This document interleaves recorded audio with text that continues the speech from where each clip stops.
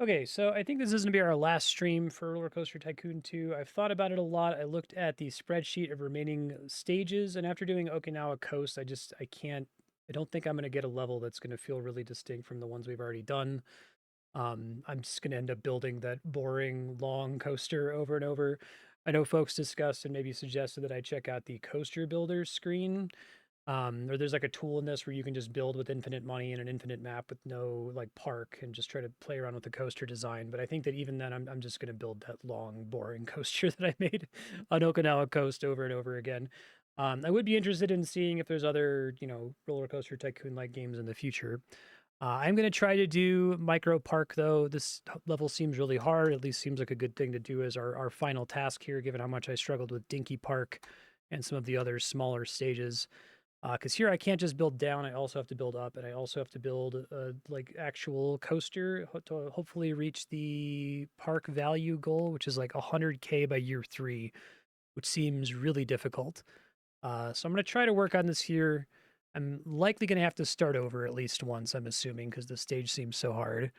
But we'll see what I can get away with here. So I think for this one, I can just max out my loan right away. Doesn't say that there's any interest, or maybe it's only a very small amount of interest. And we learned from Dinky Park that building flat rides isn't going to cut it. So if I'm going to be building multiple different layers here, I probably want to start by having a way to go down and a way to go up. And I probably also want to like have something that generates some money right away, even if I don't have any rides yet.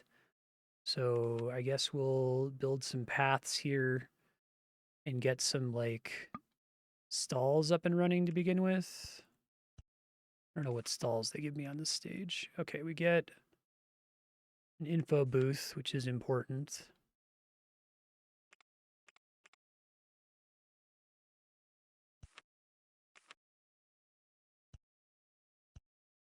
Let's do a bunch of stalls around the entrance, I guess, to begin with.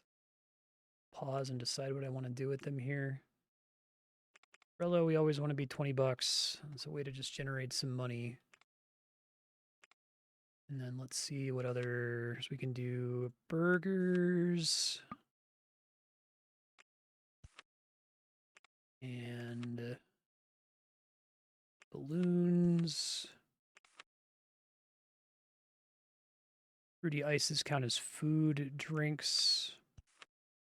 The rest of these are degenerate, I think. I guess I could do 2 bathrooms. Okay. Pause. And from there, I feel like I can go. Oh, it's about to rain. Perfect. Okay, hold on. So we want to open the park. I maybe should reload and open the park immediately so that there's people already in here able to buy the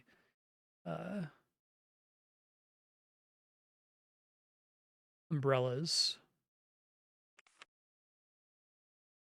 How much are we charging right now? Admission price is free. It's probably fine while I have nothing else going on here.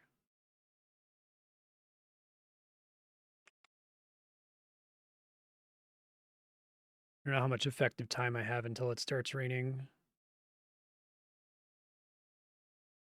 I don't know if it's even possible to get guests if I have 0 rides or if I have to have at least 1 ride.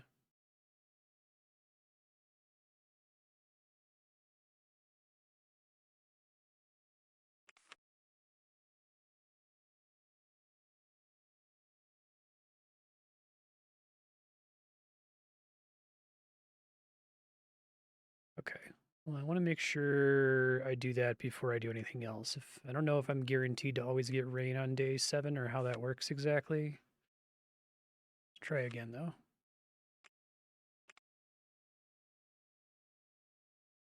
Do you like the idea of initially expanding out like this? Shit. Instinctively went to go hit undo and it doesn't exist.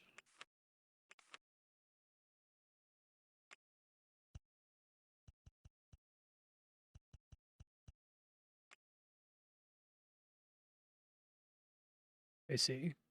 Yeah, I'm mostly just trying to make money. I don't really care about the other ones. I just want they will go get a whatchamacallit, the umbrella right away, right?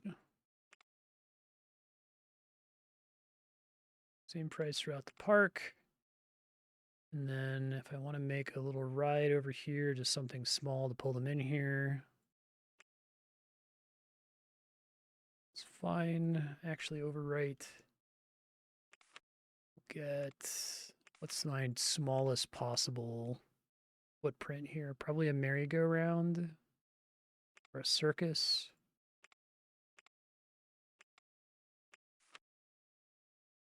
But that's way too big, actually. 3x3. I don't get like a spiral slide or something, unfortunately.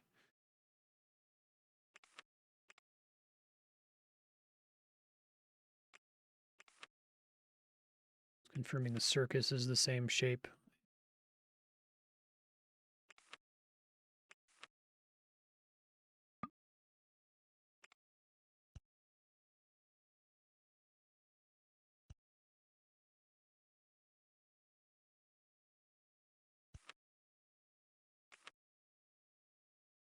If we put a there.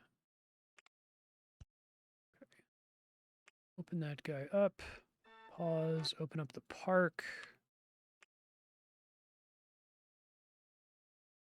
Just trying to make money off. Okay, it is still going to rain, so it looks like that's scripted to happen at the start.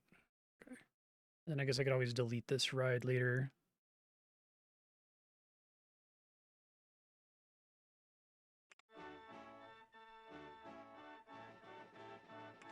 You said all the other stuff doesn't matter right away, right? I guess they might buy souvenirs right away, but they wouldn't get food and drink when they first come in.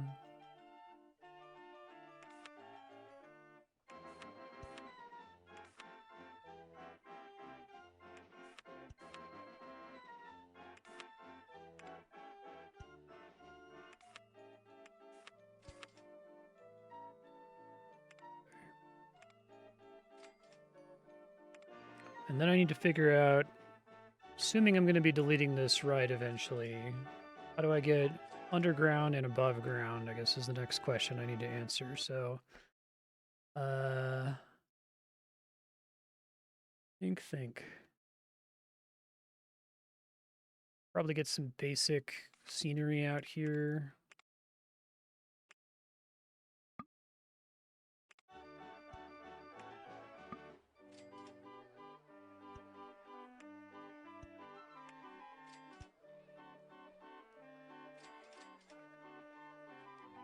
Hopefully everybody hurries up and gets their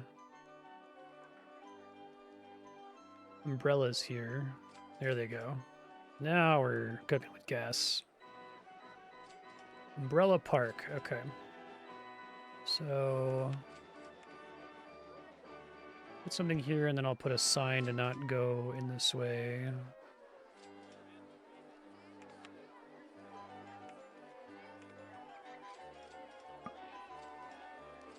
Be built across paths, so the path has to be longer. Is that the issue?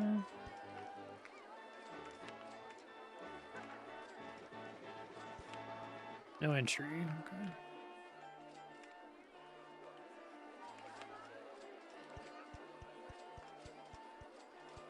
All right, so somewhere I want to be able to go up, and somewhere I want to go down. So maybe we go down on this side and go up on this side. Let's see. Because I have more time than I had in Dinky Park, which is nice. I need 10 feet is the minimum clearance, so going up by 10 is probably enough, presumably. And going down by 10 is enough, or should I do 15 to play it safe? Let's see, how much money have I made just from this rain here? I guess it won't tell me until $430. Okay. Oh, did it say that I'm spending something on interest? Okay, but it's pretty small. 10 is clearance for most things. Okay. Sure.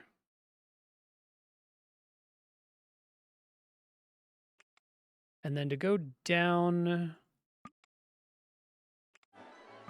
I have to like build a little tower to dig into to start with first, right?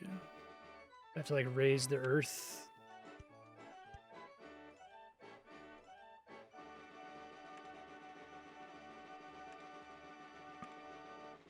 Too low. don't know if I need to have it be...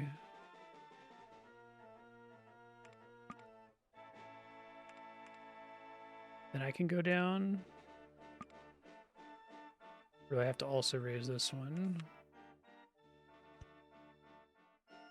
Oh, am I at negative 30? I didn't see that. Ah, okay. That's nice of them, at least. I see. Okay, I'll back it up then.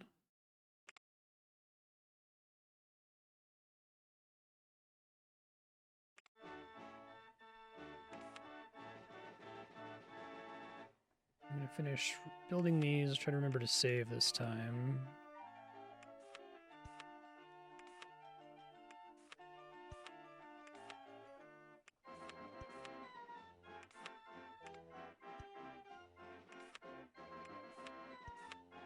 Get a different music from this? Not really.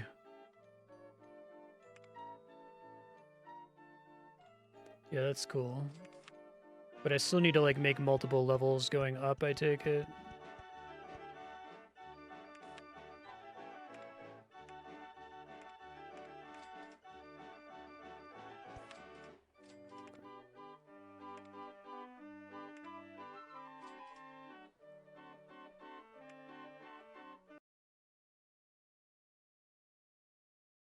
Because I kind of want to do...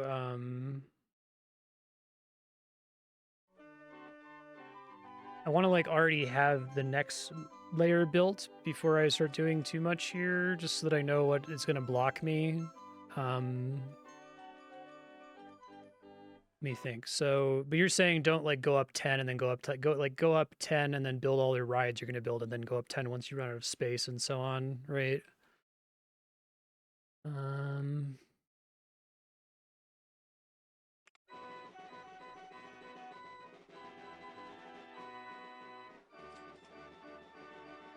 Probably better to just have it go up over here then.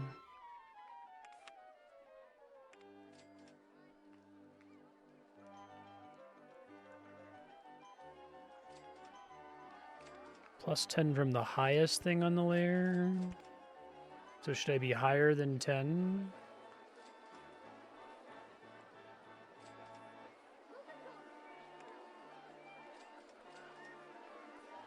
And I can kind of make stuff float in midair here.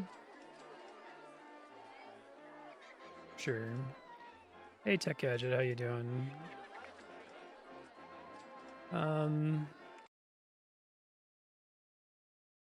I guess I could try to solve this with a coaster, but that seems like the whole idea is we're trying to build a bunch of layers.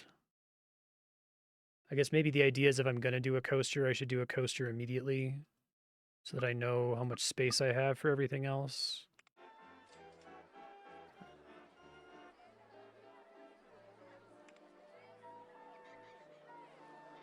Oh, cool, Tech Gadget. Alright, so we don't actually want the merry-go-round, especially not with that queue, but I just need it to draw a guest into the park.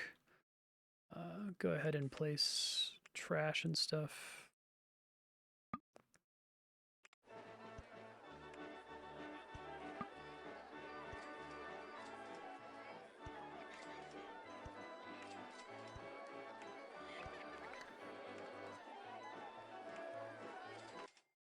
Fortunately, all these guests are going to have their umbrellas forever.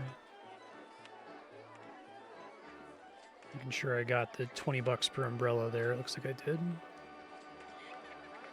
Okay. So, let's think. If I want to do a coaster right away, shitty coaster. Trying to think which of these is the best for small space. Probably a classic mini or a spinning wild mouse. I can see if one of the pre-builts just fits in here already, but it looks like that might not be possible. Yeah, given how tiny the park is, I might have to make my own, which is fine if I have to. I'm just trying to see what the space situation is.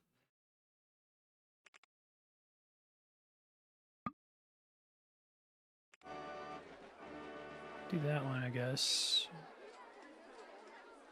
Wild Mouse has tight turns, instant flat to steep. Steep chain lift. I guess if I build something like this... I just don't know if I can do much better in terms of space if I try to make my own coaster. And if I try to make my own coaster, then it's a bunch of time spent that I don't have planning out the coaster, you know? I guess I could, like, make the coaster, save it as an external design, and then load my game, right? It's cheesy, but I guess there's not really any other choice here, is there? So if we were to do that, I guess it would be classic mini, build a custom design, station platform, somewhere like a tile away from the main path here. Try killing part of the path.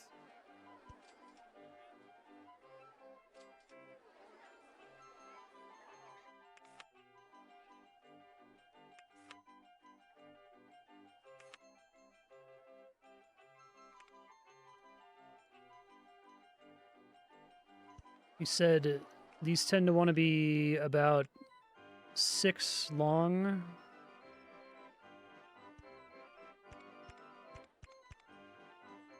Minimum, at least.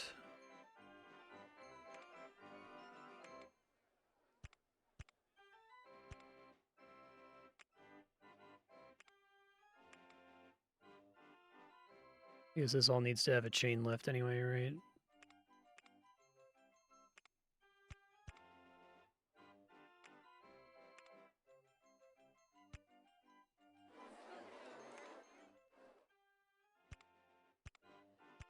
Kind of wish it would default to some of those things, but...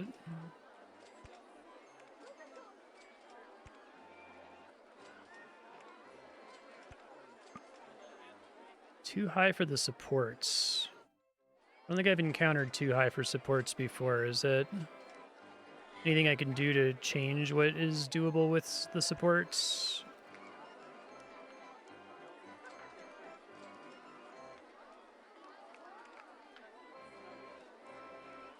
Raise the ground below. Okay.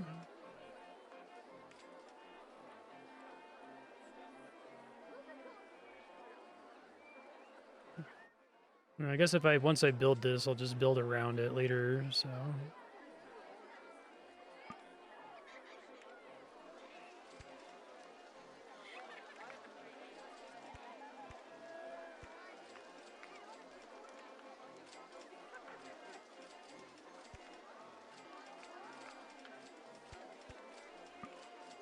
Merry-go-round's in the way. Probably where I need to bank, right?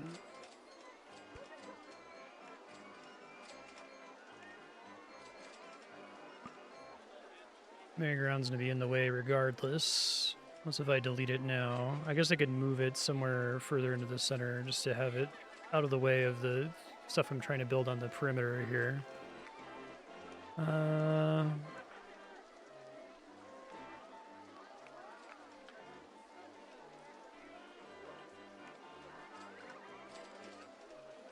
100 guess if I want to go ahead and demolish this guy. Yep.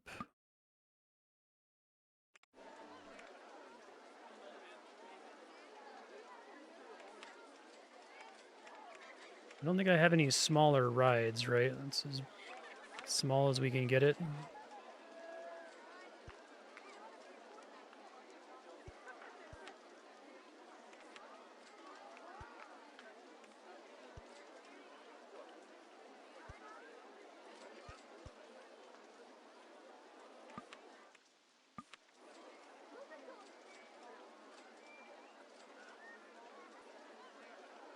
Oh, it's...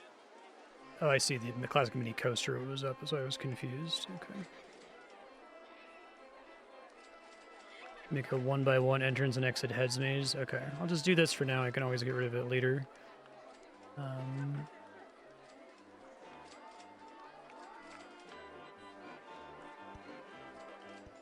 I'll move those later. I'm just trying to get something set up here.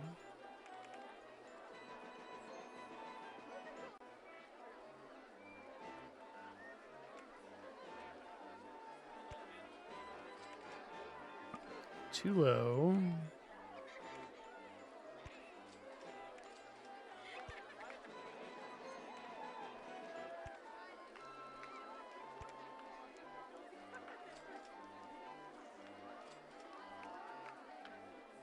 Don't know if they actually work.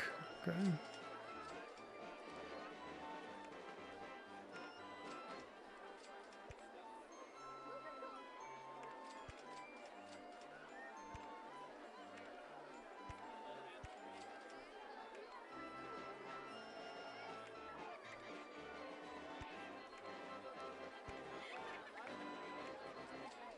Okay, so that connects, although I didn't bank at the end, but maybe it's okay.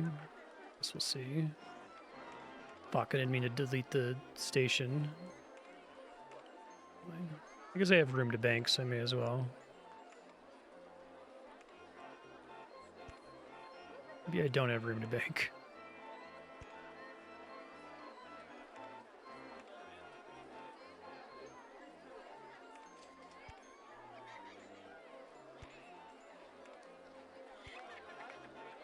So that doesn't look like it's connecting, but it does technically.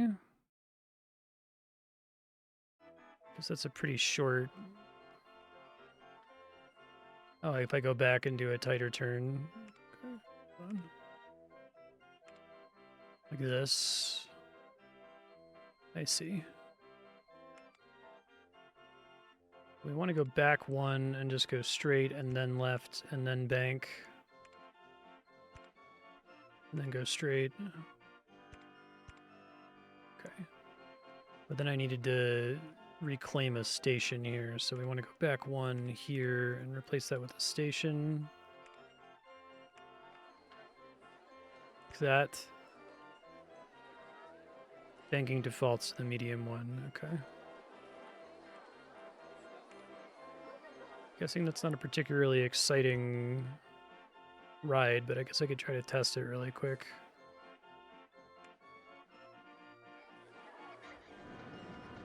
And then try to build other layers on top of that.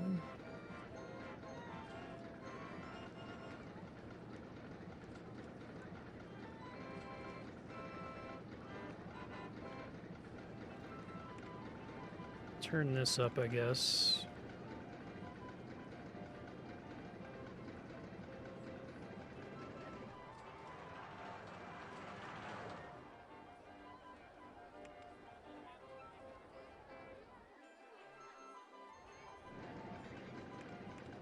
Oh, it cancels out the test results because I increased the lift chain speed. Fuck. Okay, hold on.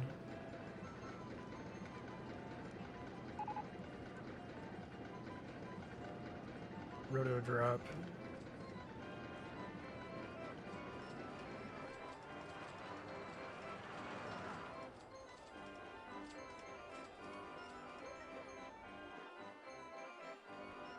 Okay. Excitement sucks. That's not unexpected. Nausea is pretty high. G's aren't a problem. I guess I don't know what it does for my park value until people start actually riding it. God, I have to get to 100,000? Seems impossible. Yeah, I guess I could try making this individual ride more exciting by having it go higher, maybe.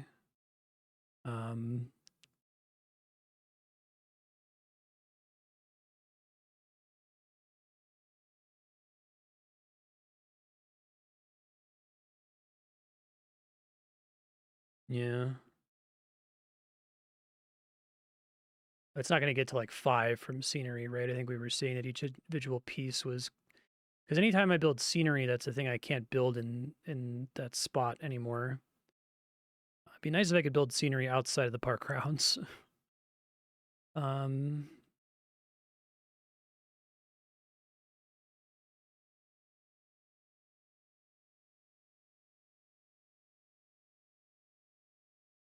Yeah, so I guess scenery above the track. Yeah.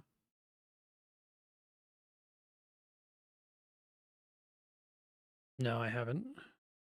Here, that's a spoiler.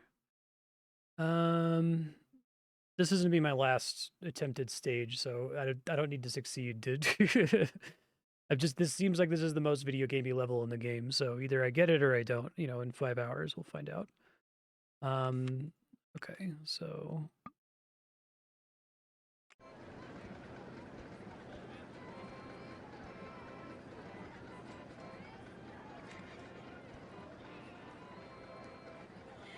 we can go ahead and open it just to start getting some income from it. Need income to build more stuff. I guess I could try to build a second layer that starts above the drop on this coaster.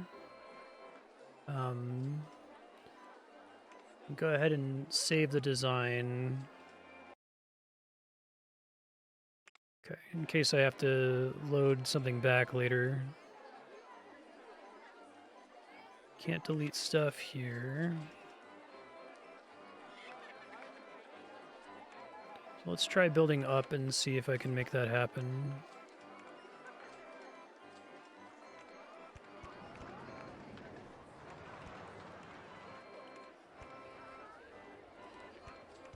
So height we have to go for is 10 feet higher than the highest drop on the coaster, right? So that's 50 feet. Oh, and I guess I want to block people from going over here. Hold on.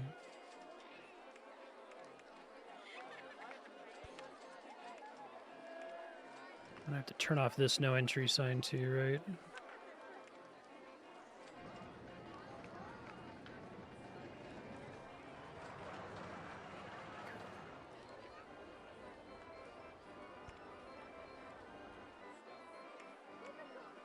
We want to see paths. Okay.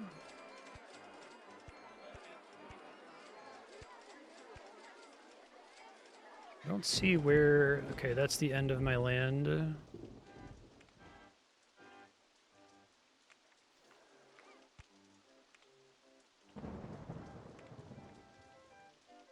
It's crazy how expensive this shit is. I'm kind of blown away.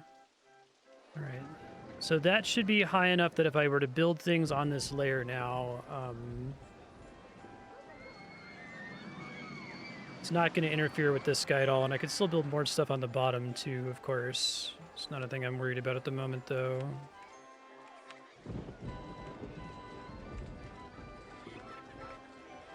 Let's get some more benches and stuff in here, I guess.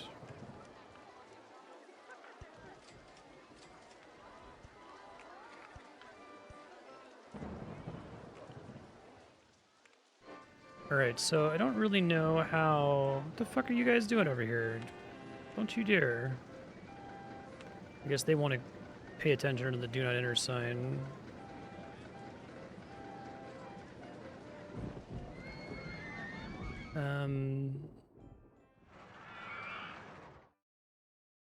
So how do I do rides from up here? They don't have to be on... Like, when you're building underground, you can just build into the earth without needing to first build paths. Do I have to build paths here, or can I have them kind of floating adjacent to the existing paths on the perimeter?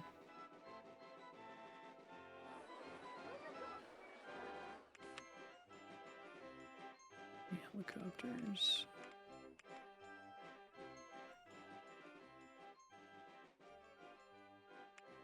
Use shift to raise the start height when you go to build. Okay.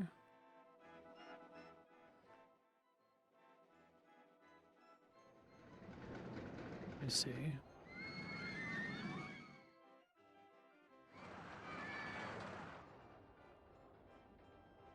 Now I can't do that because the struts can't layer over it. What all can struts touch but not touch? They can't go on top of paths, but they can go on anything other than paths and entrances and exits.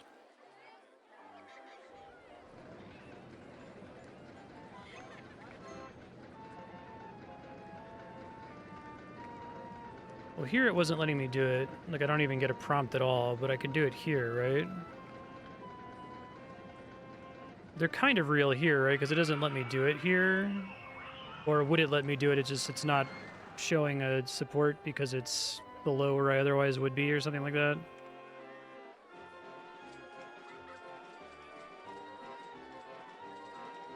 Like that, basically.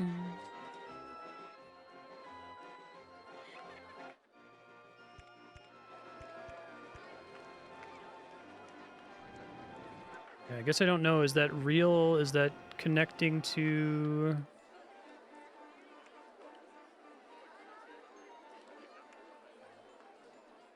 No, that's too low. I don't know how I confused the height there when I was trying to raise it up. Support height limit is maybe the problem. The highest it can go is 45. Guess that's maybe fine as long as I raise it above the height of the other coaster here. How's money looking right now? We're already at 31K, so maybe this is more doable than I think it is.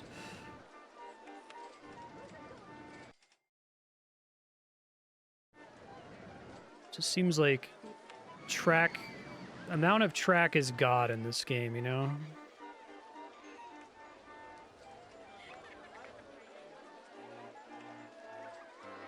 Seems like it governs so many things, unfortunately. Boring as that may be.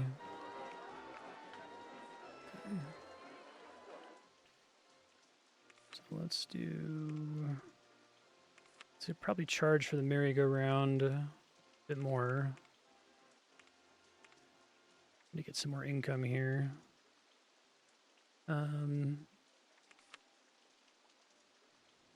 And we want to get different styles of coaster every time, right? Because if I build another mini coaster, it's lower value since there's already one in the park. I think we established that in a previous level.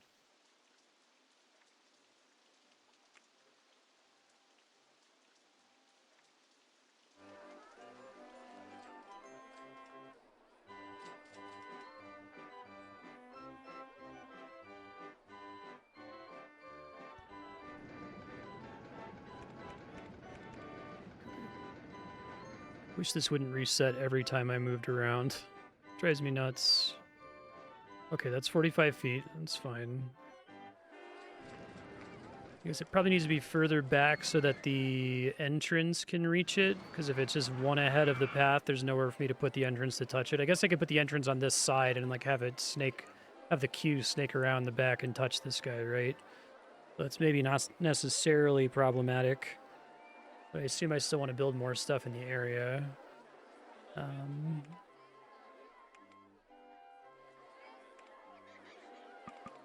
So too high for supports means that if I want to keep doing stuff, I need to start raising the ground below.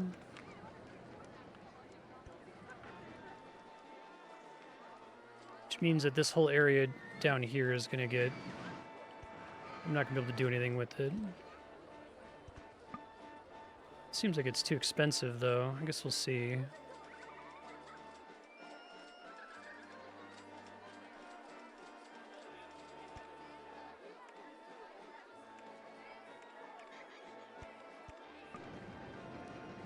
Too high for support still. I guess given that they have to start so high, I could take advantage of the fact that I'm starting high to get more stuff done here.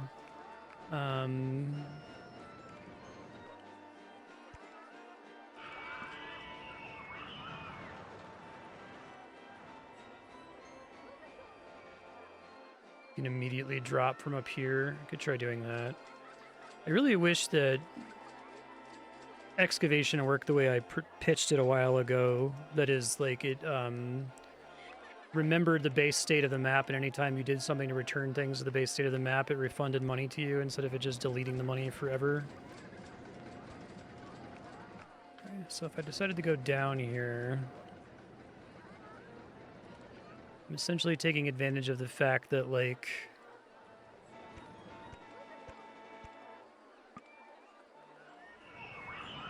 they have to climb up this ramp to get up here.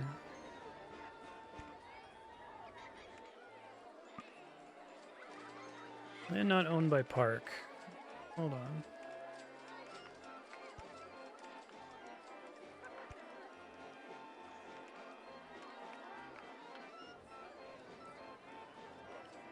Is that going to be too tight of a turn if they're dropping right at the very beginning like that, or does it really matter? Mini coaster's in the way.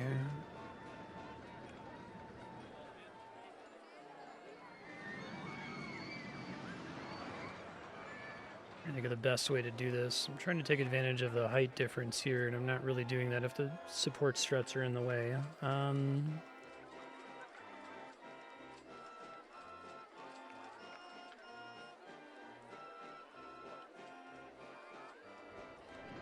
guess I could also have the exit come out from this side, maybe, right? If I turn the whole thing around.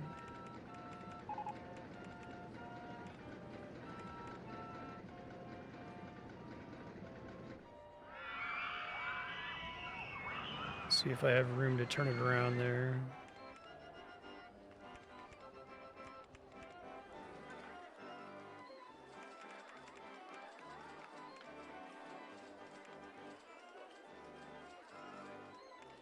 Or can I legally get? Footpath's in the way if I don't turn immediately. Okay. Oh, but I could turn really tightly here. Okay. Maybe go one more forward since that's a really tight turn. No, that hits the footpath. Okay.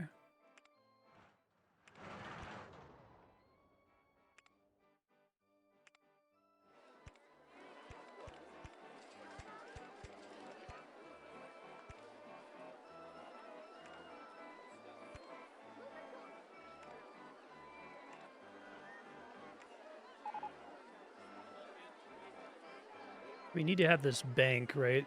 Or does this kind of coaster not bank? It doesn't look like it gives me an option for it. Is it just set up so that it can't put too much of a stress on the riders or something?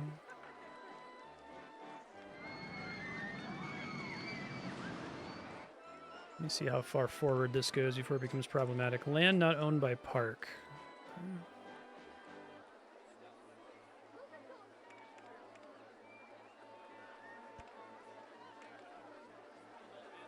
This isn't going to, like, snap their necks or something if it doesn't bank, or is it just that the fact that it doesn't bank means I can never design it in such a way I have to be careful not to place things that is going to hurt them on their way down? You want to hit tight turns at that speed. How do I deal with the problem then? Make the turns less tight, I guess?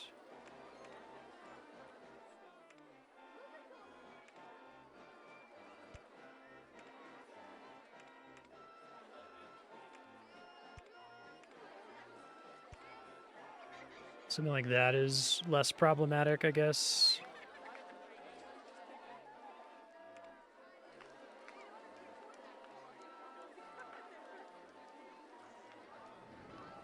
First drop less, and then have it go back up before turning. To, like, force it to slow down. Okay. Oh, okay. Well, we could try it then, I guess.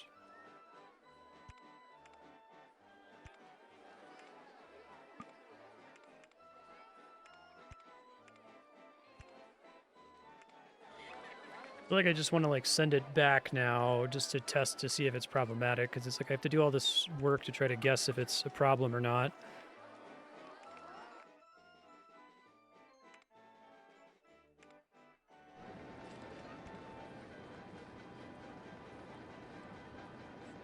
You want many ups and downs with turning happening on the ups. Okay.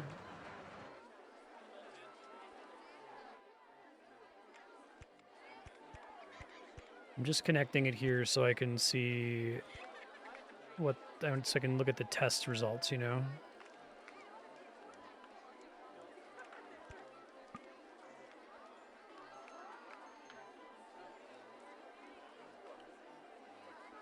Now, I'm confused why it says too high for supports at 45 feet when it's the same height over here that I got the station height to. Does the station have different rules or something? Let me go over here.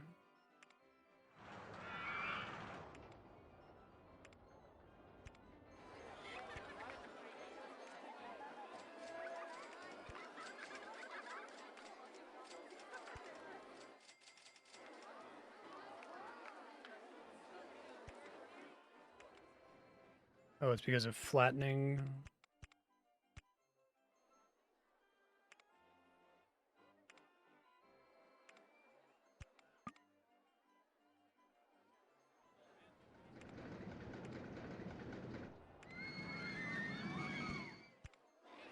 Alright, let's just test it really quick.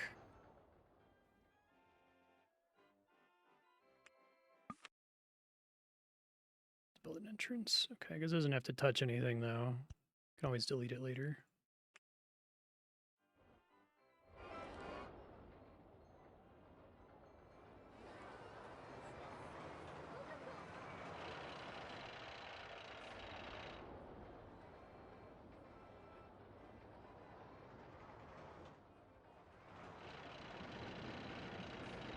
What did I forget to put? Fuck, hold on.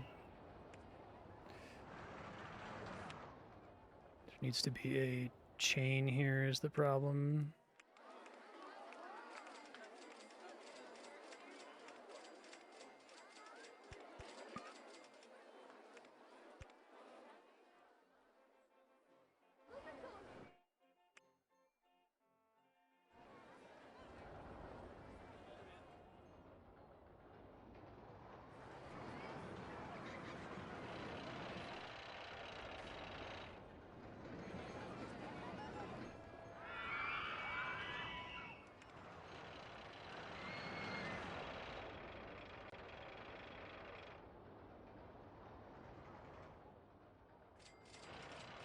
Okay, so much worse ride. But it doesn't kill anybody, so that's what I wanted to confirm. Can make it... I just wanted to test that this turn was okay, so I guess I can do more stuff before turning in the ride, essentially, saving the... Hey, what's up, Andrew? Is everything okay? Yeah. Wanted to say I love you. Oh, thank you. She's back today because she's sick and physically cannot work in the mine. I got kicked out. For coughing too much. He kicked me out. Yeah, it's allergy coughs. You're not like... Yeah, I just have a post-nasal drip, but it was freaking everyone out, so they were like, Adrian, go the fuck home and get better. I'm like, okay. It's fair. Fine, I have to read proposals. What I'm doing. Fair enough. Oh, you're playing the RTS. That's not an RTS. You said it's like an RTS. It is kind of, yeah. Are people enjoying your park? Oh no, you just lost money. This is park value. Profit. Can't tell you if people are enjoying it, though. I guess the park rating is okay. That's my park rating. People aren't mad that there's not enough trash cans. I'm working on it. I'm doing my best. They aren't very... Because, yeah, this isn't the one that I played. I played a different one. You played one when you were a kid? Yeah. And they were always mad about trash cans. Like, I'd put in a new food thing. Yeah, they do get mad about stuff. It's too crowded here. The music is nice here. I feel sick. I'm not hungry.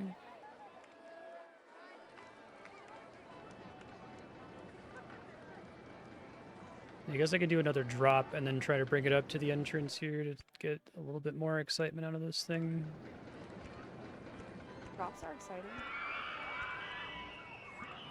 Mini roller coasters in the way. Oh, here? I see the problem. Well, that would be very exciting if you could... Yeah, if you didn't time it right and you could have a collision. Yeah, that'd be exciting one time. That would be fucking exciting. Well, no, you just have to time it right so that they don't... They don't actually crash? You know, that they go... one and then the other. That'd be very exciting. And I can try bringing it back up and see if that's acceptable. Still not on year 2, so that's promising. I don't think this is going to connect without me trying to move it a little bit further forward here. Can you buy more land? You seem very dense. What's that? Can you buy more land? Not the whole point of this level is that you have a really tiny space to work with. Oh. So it's the only level that works for my brain chemistry, because if I have a ton of space to work with, then I'm just going to build the same coaster over and over. I need more room still. Sounds like my team. Godspeed. Thank you.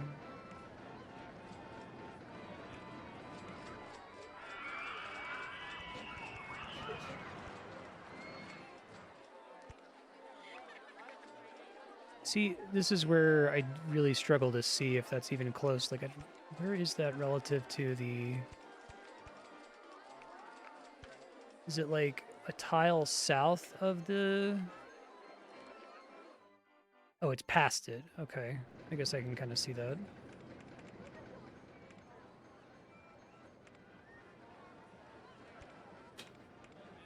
So I'd have to turn it slightly sooner or give myself a little bit more room. See if I can do one more space here.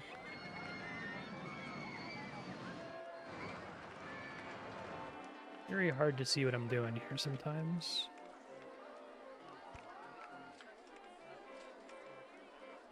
Okay. I think that'll do if I then start climbing up after that.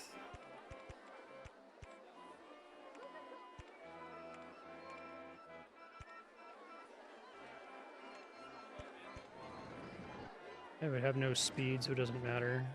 Okay, so I need to add lift chains to those. The game's not... Try to guess if I need lift chains or not.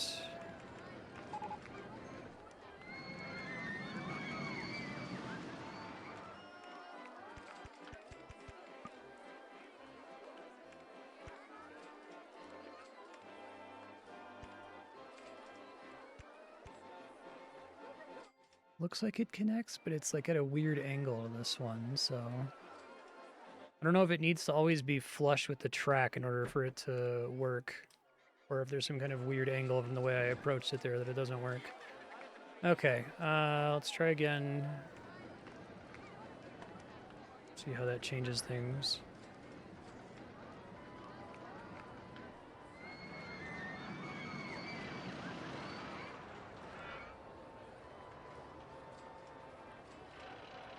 I want to just make it so I can never see supports. Just hide those from me always, please.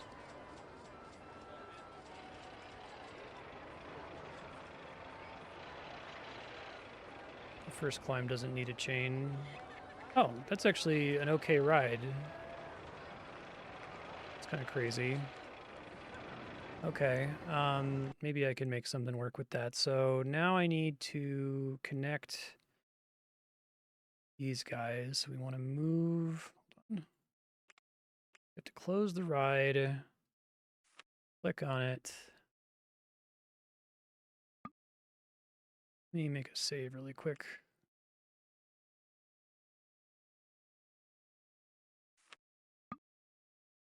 Structure not possible. Game's paused. Right. Hold on.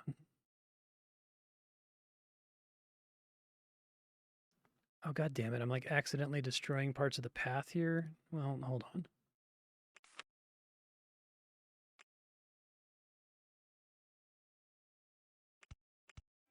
Are these even on the right height?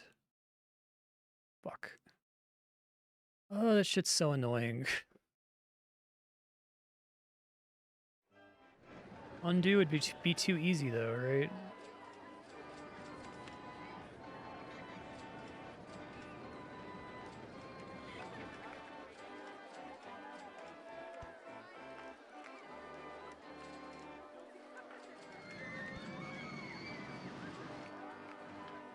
Do I? I was just gonna snake a exit on the other side of it.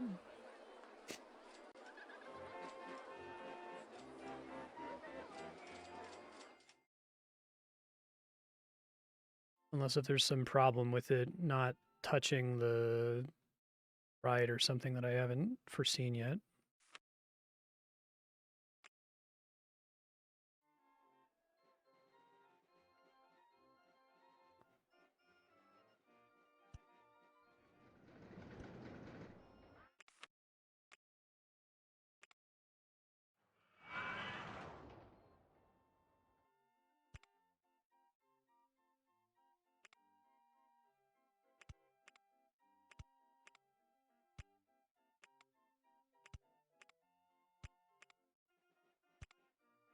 It's as expensive as the ride itself, goddamn.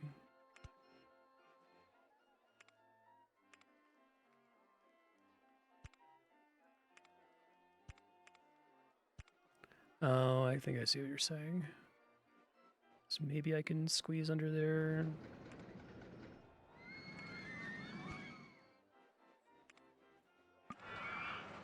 Has to be quite a bit lower, I guess. Okay, hold on.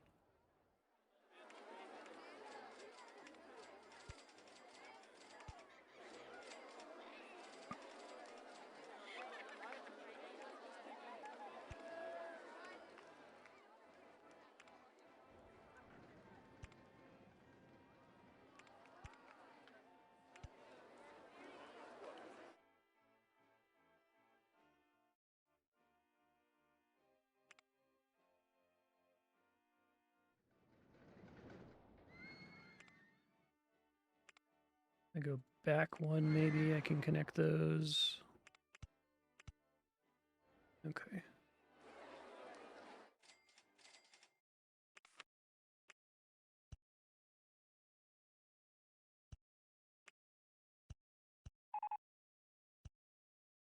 Disgusting state of the paths in your park. Hold on. The handymen keep walking all the way the fuck over here. I guess I can tell them to just not go there. I suppose he'll have to after this ride's up and running. Let's see what that does for park values at 53K, so I guess the problem now is that if I want to build yet another ride, strut height is going to be the big limiting factor, right?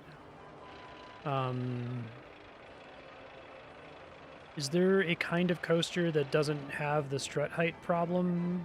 Like I've noticed that the wooden coasters have this kind of like better support that you see on the footpaths, right?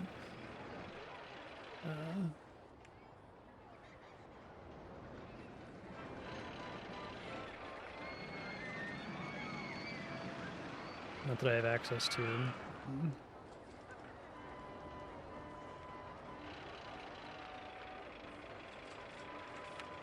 You try building in a bunch of other smaller rides and just say this is the big one. So I guess I've got room to build in smaller rides up here. Oh, right, I have to turn this off, don't I? Sure.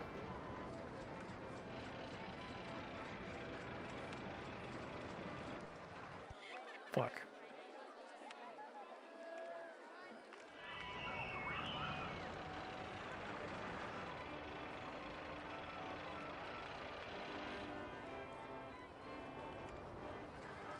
All right, we're close to the end of year one.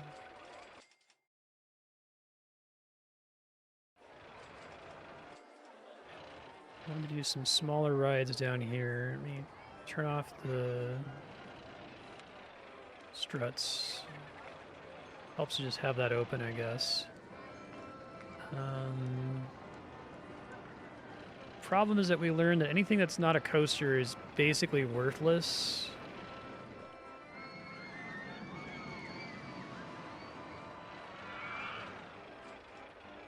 Could do another one. I'm just worried since I already did Wild Mouse that if I do another Wild Mouse that it's not going to be great. Classic wooden Wild Mouse.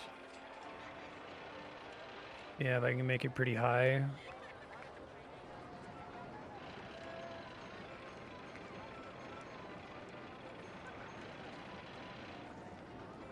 Guess I can try to see how high it's allowed to go if the extra struts make a big difference.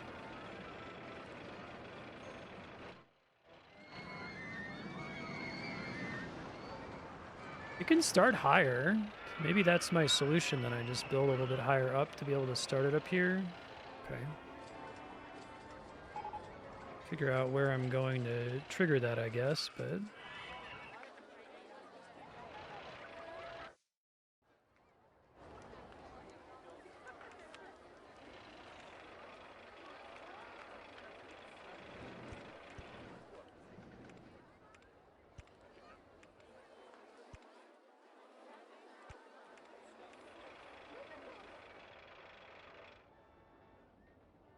Steep lift hill and 1x1 turns. Okay.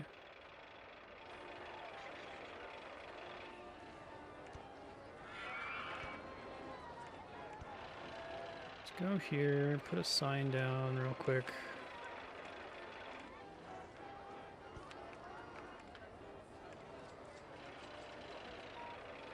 There's my handyman.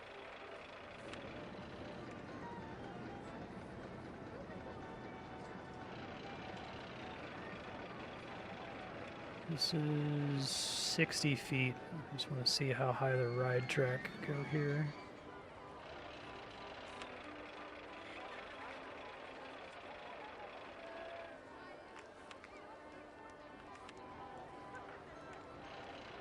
Spinning Wild Mouse is a good value. Fuck, I missed that.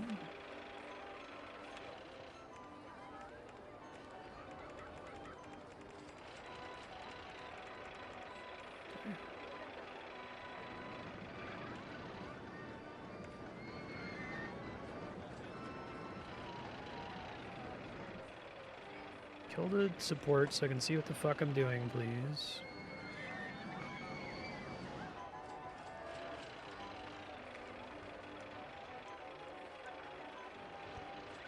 Don't know what height that is. I thought I could go higher than that. Did I get confused?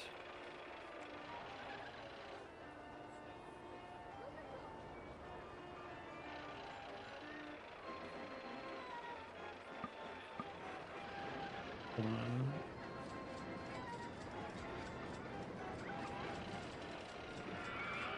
Maybe I just made up that it was letting me go higher than that.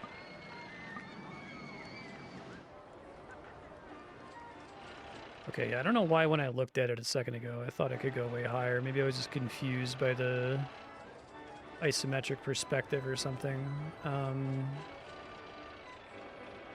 So I guess I could still build stuff over here and have like a ride that's floating up in the air over here somewhere, right?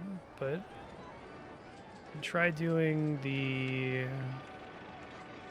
this guy, the roto drop.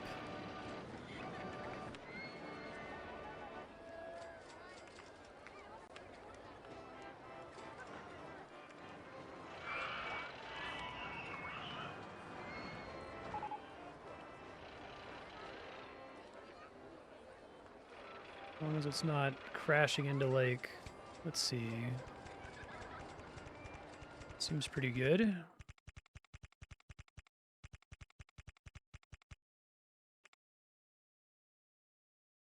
Seems great, actually.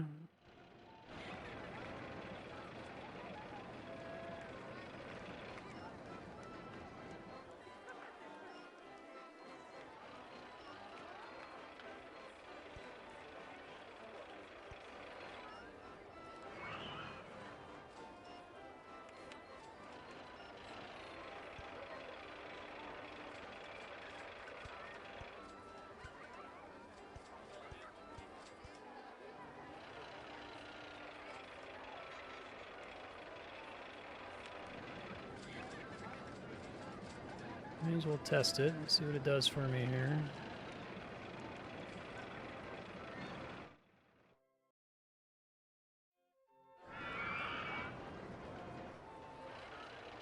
I don't know if that counts as being more expensive because it like each one of these like segments counts as track, you know? No, I thought I'd set this to maximum funding at the beginning. I must have had to reload a save and missed it. Fuck. Still have more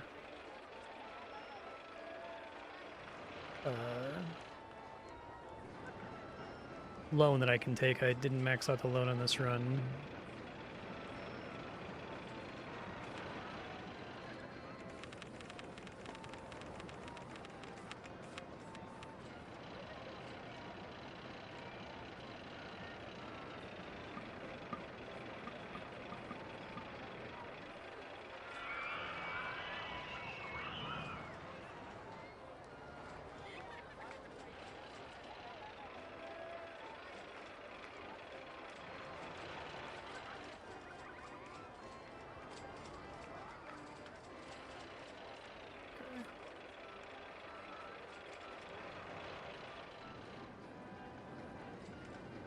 Ultra extreme intensity, just because the height's so high. So does ultra extreme mean people won't take it? Is there anything I can do to like make it less absurd?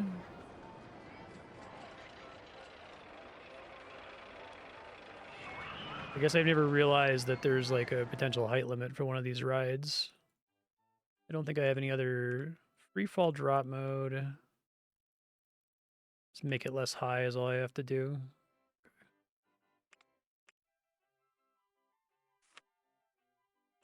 I don't know what sort of height is acceptable. I could try that, I suppose.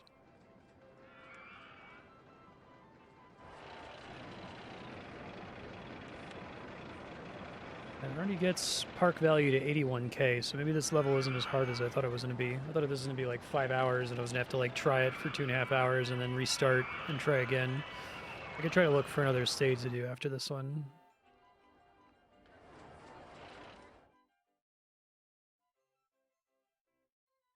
So if it highlights anything in the test results as red, that means that people won't ride it, or you need to adjust it, I guess.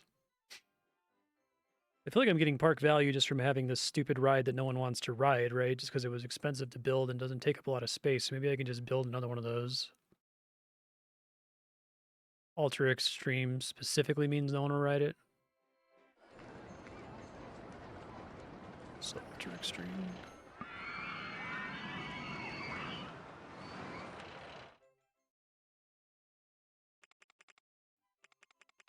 Do we know what kind of height is acceptable for one of these guys?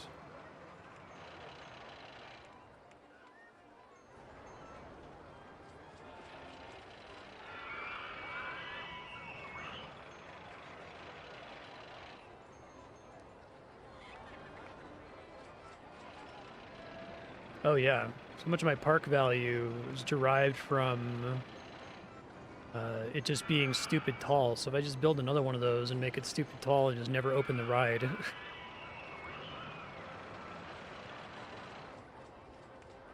Okay, so they will ride extreme, but not ultra extreme.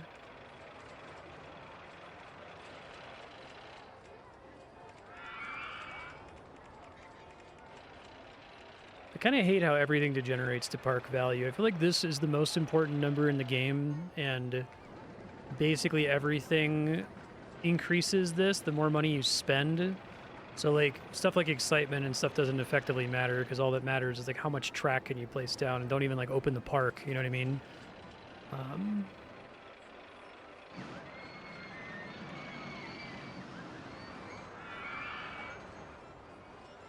I can get some more handymen here if I'm gonna have all this extra puke.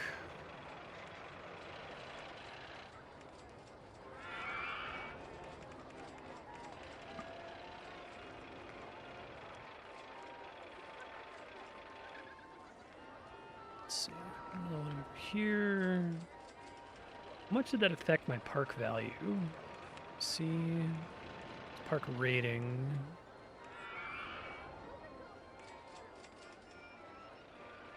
Jesus Christ.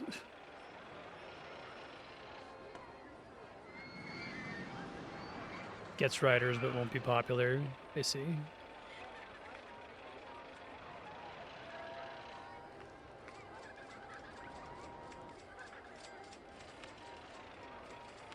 Just see if I can get away with this.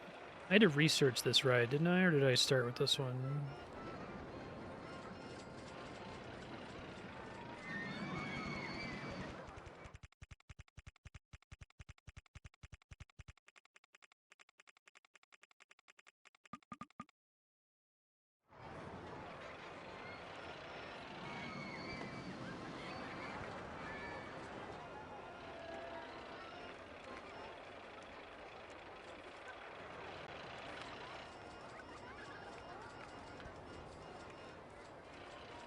Not actually ever going to let anyone in this, right?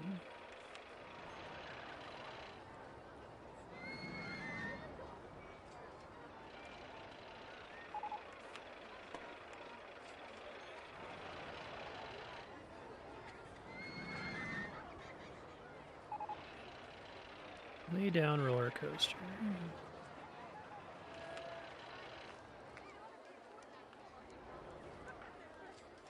Because I have to wait a minute to see the effect on the park value from building this thing. Or maybe it doesn't trigger until after I do a successful test. I feel like I've seen the value go up just while building track on coasters before, but maybe I'm making that up.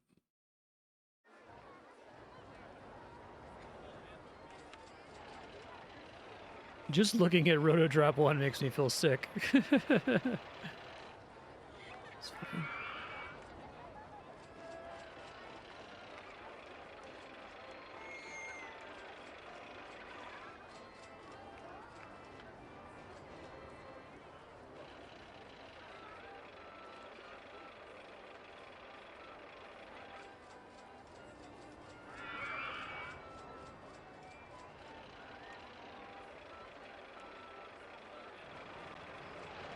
This guy's still testing, so maybe it doesn't start affecting the park value until it does one test. Ultra Extreme. Oh, there we go. So you could just load into this place, take a $20,000 loan, build like 5 of these without building a single coaster, and just pass the stage, essentially. Okay. Well, that's unfortunate. I feel like as I've been playing this, I keep uncovering more and more intuition about how the actual systems work, and I think the problem is park value drives how many guests want to come to your park. Park value drives how much they want to spend on rides, how much they'll pay for tickets at the front door, right? It's like the ultimate degenerate variable, unfortunately. I guess without having built these 2 rides, I was still on track if I had built one more roller coaster, if I had been able to squeeze it in somewhere.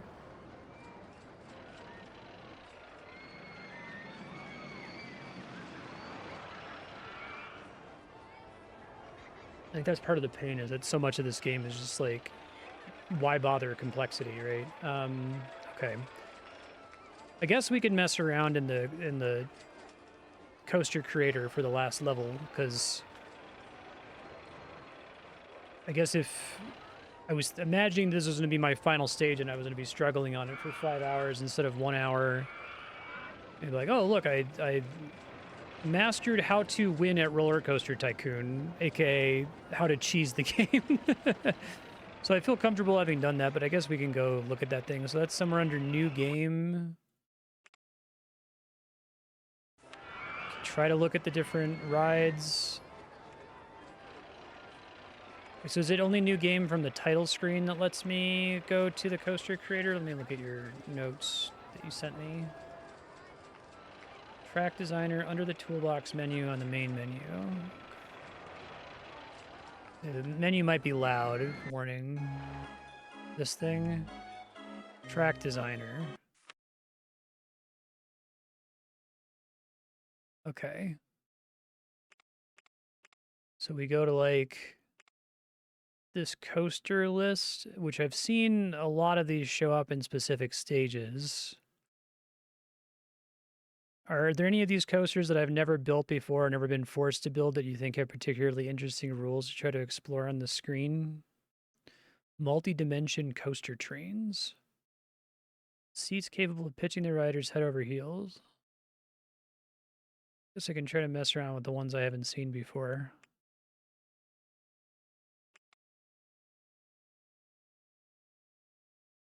Oh, so that is just, it's like a debug tool telling you what's supposed to show up in this list, so I could just check all of them, I guess. Okay.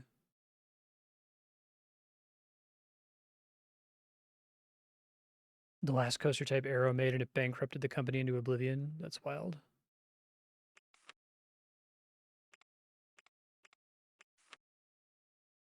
I guess you can just like plug a thing in here to see how it works and then try to make one maybe.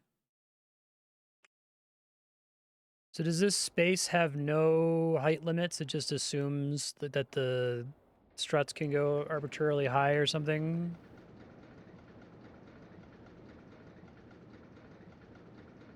Oh, I see. That's why you had to specify. Was that true for stages as well, that during research you could only ever have a maximum of 4 types of coaster?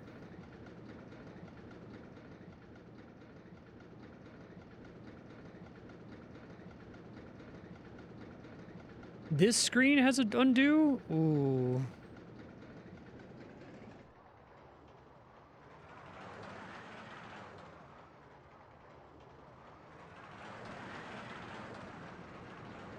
It's pretty cool.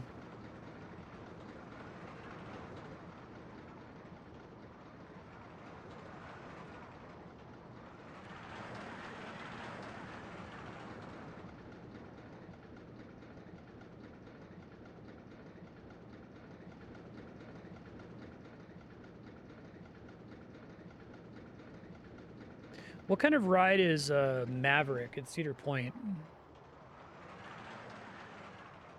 Is that Magic Mountain?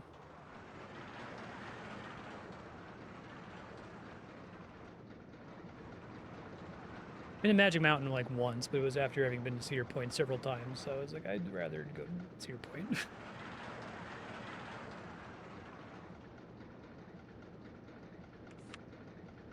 It's cute. I try to make one, I guess.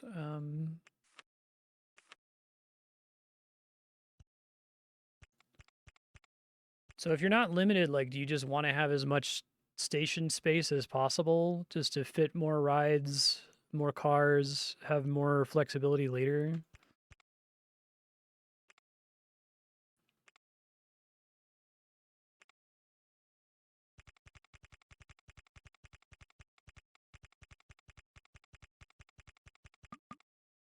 Okay, so eventually gets to it. Now, is it just that this ride is allowed to have supports going up to 190 feet, or is it a feature of this coaster builder mode that I can do whatever I want with it? Synchronize adjacent stations to make dueling coasters, which is fun but not really mechanically beneficial. Fun but not really mechanically beneficial is like that should be on the the back of the box, unfortunately.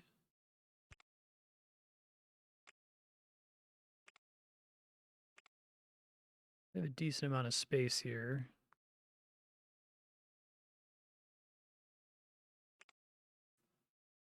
This is too high if you hit the absolute limit. Okay, so I guess for this stage, they don't give me a excavate option here. So maybe it just like secretly pretends that it's raising the height below it, or if I needed to like excavate to raise the ground to get higher support limits, can I even do that in this mode in the first place?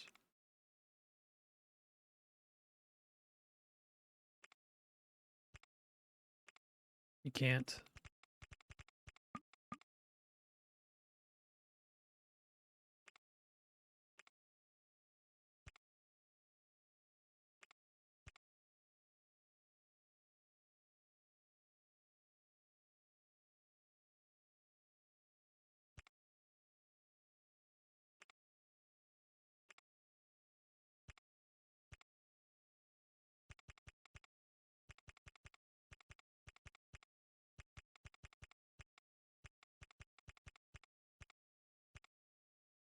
I feel like imagining my dream, give me automation buttons to make my life easier. Like for testing purposes, I'd love to have a programmatically determined a short path back to cause the coaster to end so that I can quickly just do a test of the thing I ran. You know what I mean?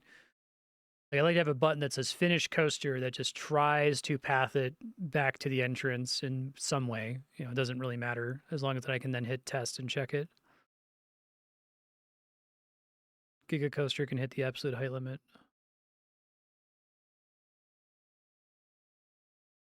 Oh, okay. So if you test the unfinished coaster, does it just like shoot the fucking the car off the end? But it doesn't really count because you're testing, so it just shows you the graph. That would also be fine. I didn't even have to finish it. It's a hologram. Okay. Seems pretty helpful.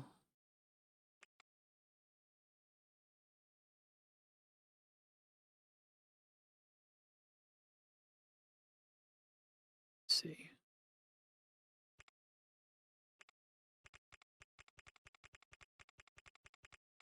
Just gonna try to connect and then I'll fuck around with it here in a second.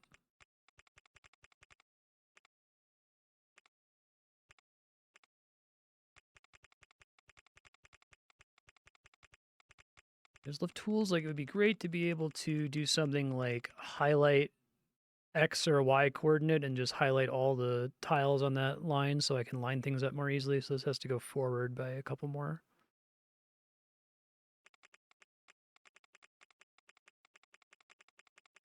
Does 3 not have like an open RCT2 type fan mod? Like what's fans aren't the biggest, they're not into it or something? Like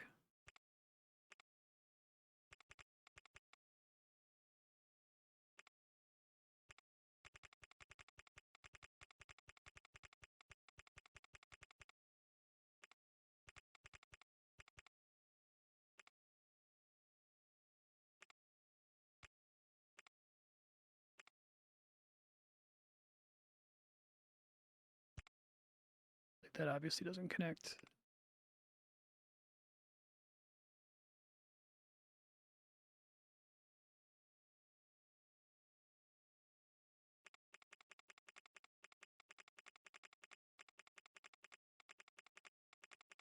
Lining shit up like this is like really tedious.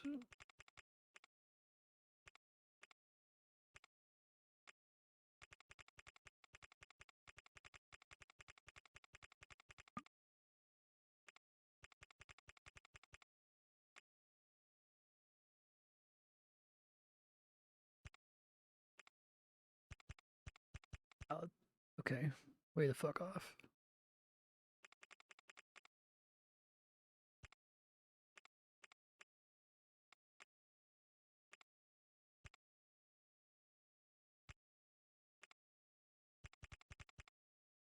Almost.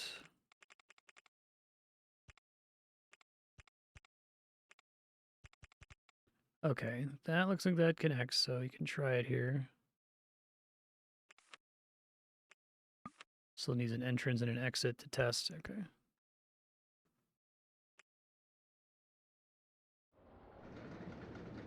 Chris Sawyer sued the publisher.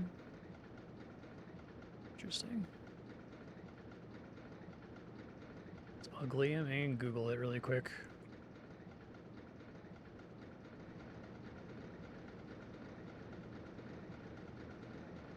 Oh, yeah.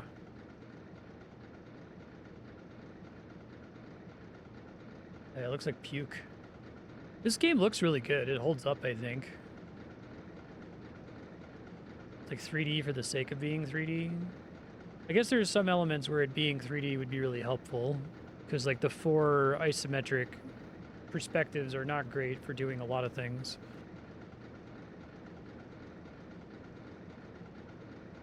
UI looks bad too.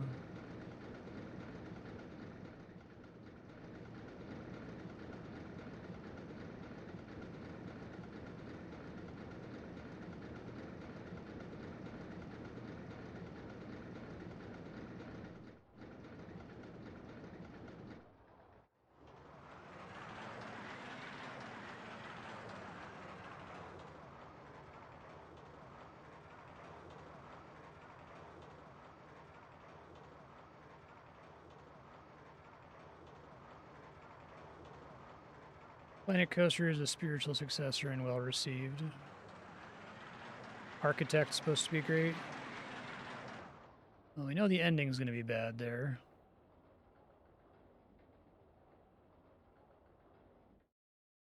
Oh, it's actually not that bad. I guess because this is a pretty wide turn, so it doesn't really need to bank. It's hilarious that the excitement rating is 1.51. This feels like it's a really fucking... I mean, like... This game is bizarre. Like, I get that it's kind of a boring ride. Maybe it's because there's parts of the ride that you're just on a long straightaway and that's, like, actively draining excitement. Is that what's happening? Because I feel like dropping this many feet, regardless of whether the rest of the ride is boring... You know, it's just like a 200-foot drop. It's basically degenerates to one of those freefall towers almost. The layout is straightforward and you didn't tilt the seats. But then I build that awful Okinawa coast ride where it just like does a bunch of bunny hops. And it's like Excitement 7. What a great ride.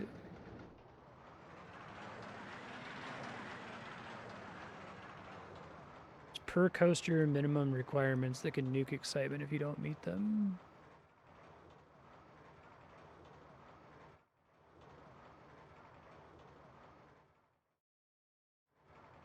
Architect is more management. Yeah. I guess that's probably my final major thought, is that I think the game's 2 core loops are like directly in competition with each other, unfortunately. I think making coasters is directly bad for management, and management makes you not want to give a shit about making coasters. Especially if you have my kind of brain chemistry, right? 200 feet is half the size of Top Thrill, and people hate on that IRL, so I get it. It's a cool ride if you can get it when there's not a 3-hour wait for it. It's not a 3-hour wait ride. If you go to Cedar Point on a Wednesday when it rained for 20 minutes at the start of the day, management's there but too simple to be interesting. Yeah, there's a lot of like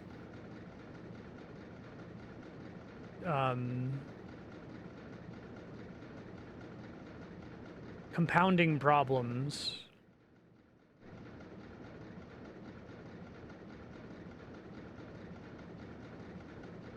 Really? I had no idea. You wouldn't have known that it was a controversial ride because it always had a fucking 3-hour wait. The main attractions of Cedar Point.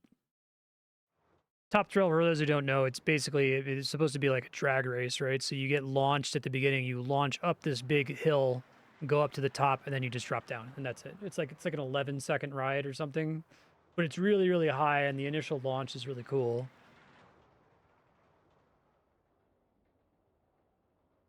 Launches backward up a big hill. Oh, okay, that's kind of cool. Interesting.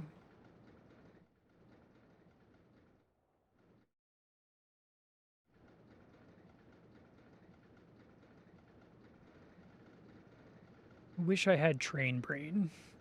I wish I was in this map and was just like, oh my god, I can't wait to build my next coaster with no limitations. I'm just like look at it, it's like, okay, well, you can get me to build a train, but like it's got to be Factorio, and you got to like get me to build the train to deliver resources from point A to point B. If you tell me to just build a train to build a train, my brain's just like, why? Hurting people who like to build model trains. Happy for those people. I'm sitting here, I'm like, well, what could I build next? I'm like, well, this again, obviously. This piece of shit over and over until time stops.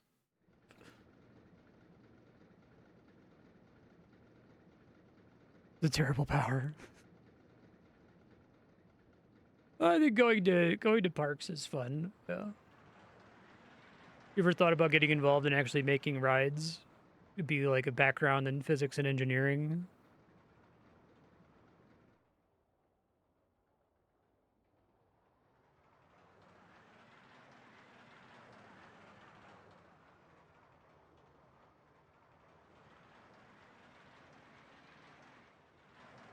I guess something we could do is we could look through all of the custom rides, of which there are many, which I never have room to build all of them in the base game, since we kind of looked at all the maps.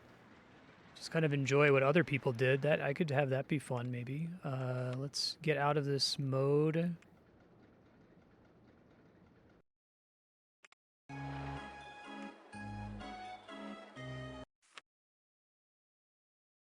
It's scenarios with pre-existing coasters, because are those are not in the pre-made list, but show off something that like the developer created, I guess.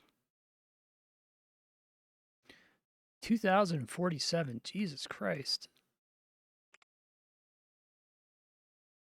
But like the different kinds of trains aren't actually distinct coasters, right? I guess it might give me different options.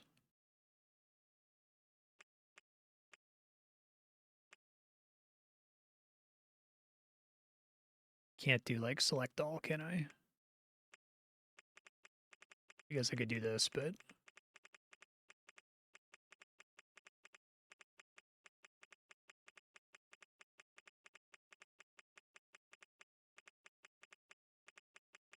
okay, if you guys want to like look through the different maps and call out some interesting stages that have a pre-built coaster to check out, let me know.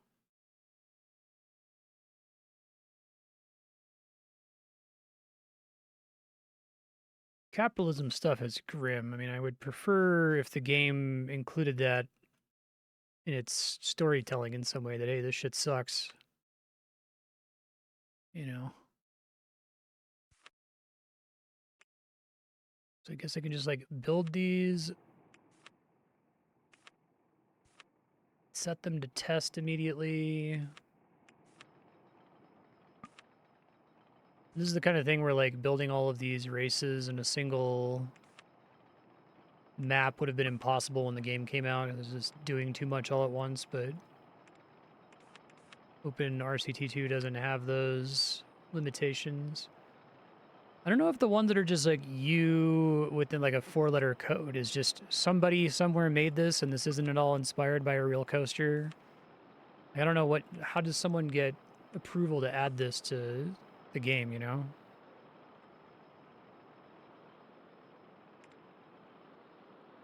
Triple synced coasters, that seems kind of cool.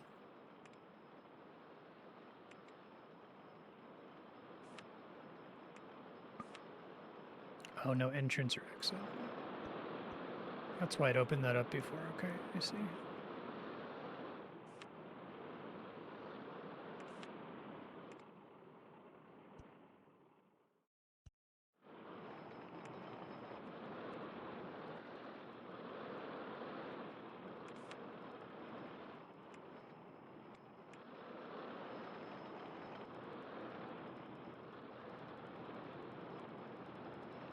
U0078 under looping coaster. Okay, I'll take a look in a second.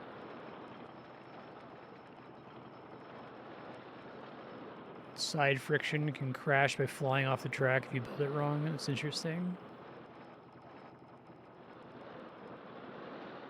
Is it just the way that the cart is being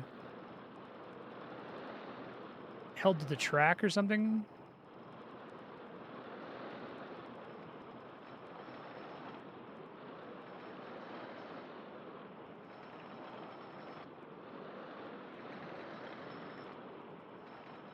Crest the hill at too high of a speed, there's nothing holding it down. That's pretty fucking scary. Alright, you said looping roller coaster.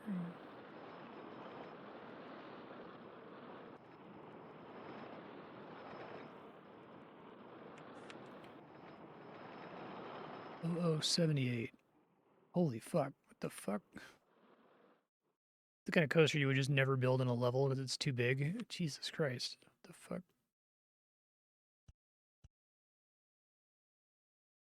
Yeah, I guess I can just go through each of the categories and see if any of the pictures strike my fancy.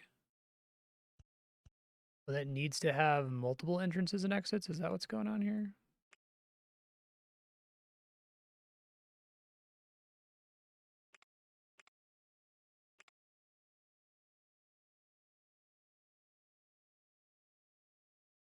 It says it's on a test run.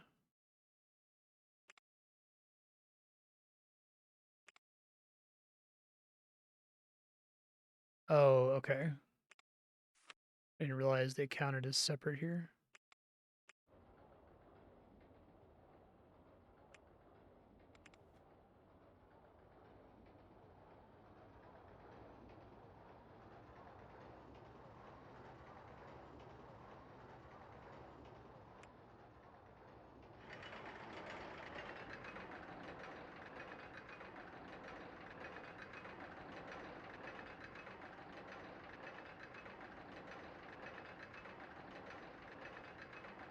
What's the whole premise behind dueling coasters? Like, I mean, is one really going to beat the other one due to slight differences in like the weight of the guests or something? Such a Timmy coaster.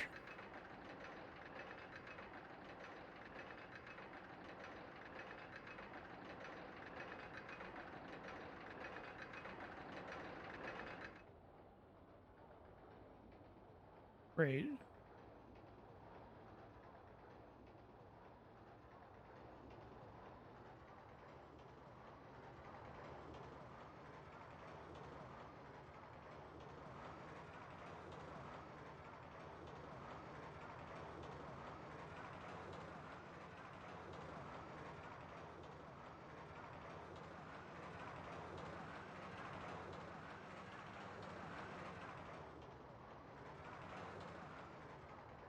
I actually take those loops pretty slow.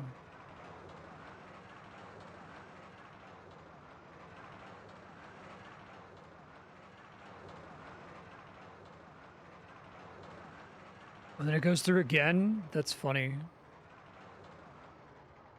I guess the other coaster starts here.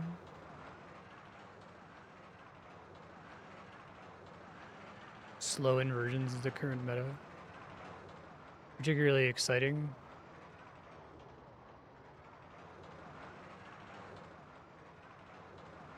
So is there anything that would stop you from building this coaster in real life other than the ridiculous expense?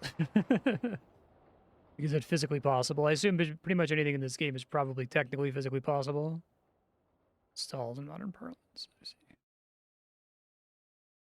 All right, let's look. Heartline Twister Coaster. I think I've seen coasters like this one. I don't know why it says it'll be like you don't have the appropriate scenery. Like, how is that possible in the track designer? Is it like optional scenery that you have to like get as DLC or something? Unique and terrible.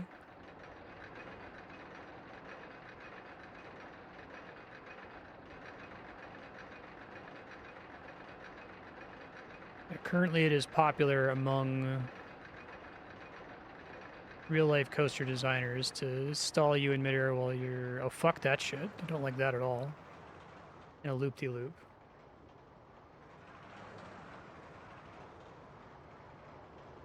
It's like how dark rides became a trend for a while.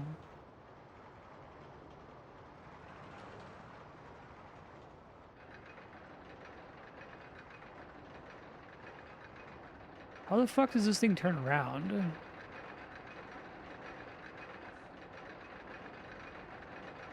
I've never heard of this one before. Most of these is like, I feel like I've either been on a coaster like this or it vaguely looks like a coaster that I've physically seen before, but I've never seen this before. So like it goes forward and then just bounces backward essentially because of the design of the track. Huh. Interesting.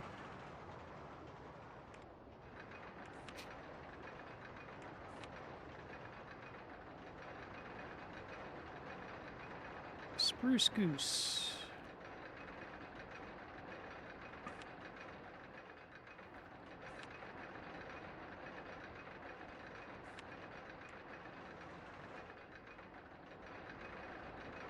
Parks don't have a lot of space. Makes sense.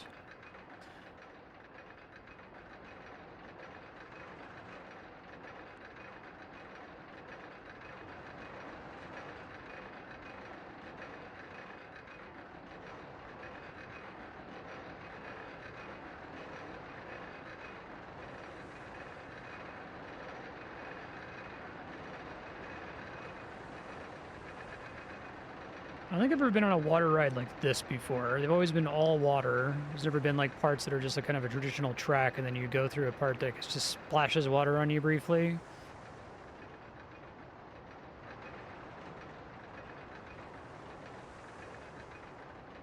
Bobsleds, the train is free and not attached to the track.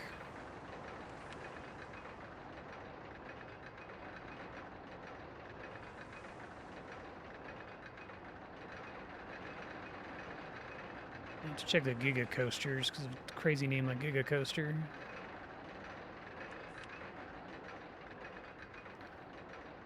Let's do like the most expensive one, 32,000. Put a lot of fucking space in this area.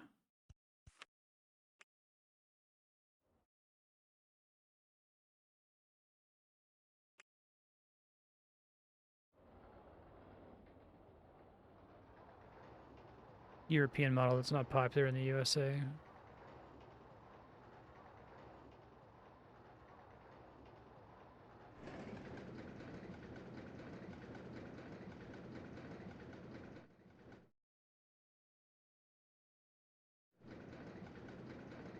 A beautiful color scheme for this coaster.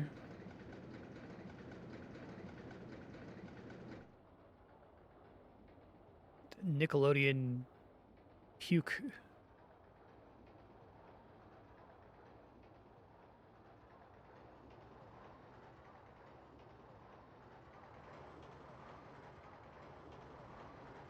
So they like have to put the walls high enough so that the car never goes flying out of it.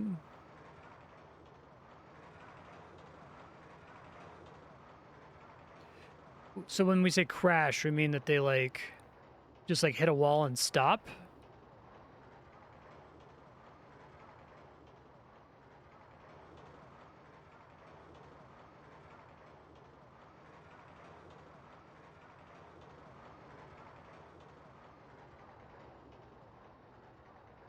Sensitive to like the weight of the guests or whatever. Yeah, it's a ride that's scary because you think you're gonna die. Okay. It's the Giga Coaster.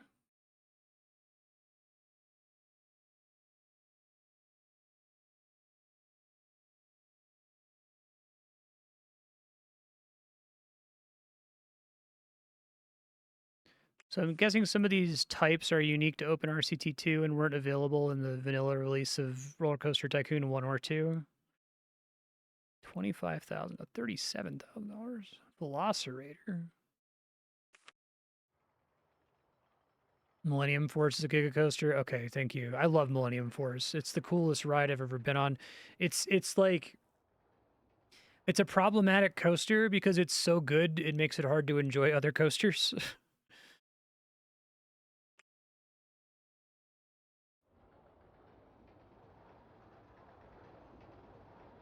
What is the definition of a Giga Coaster?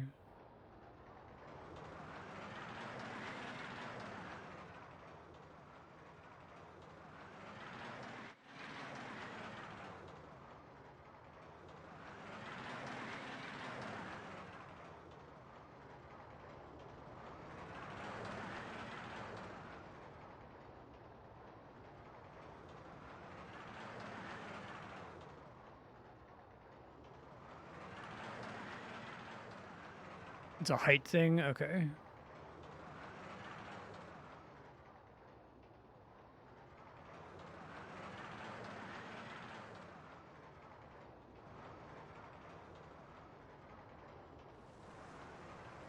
Yeah, Millennium Force is like a good enough roller coaster that I think it's worth making a pilgrimage to fucking Sandusky, Ohio, where there is nothing there except for Cedar Point, right?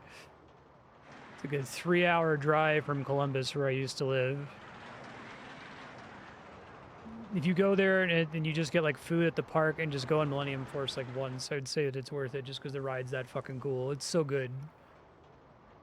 Hyper is 200 to 300 feet. I see.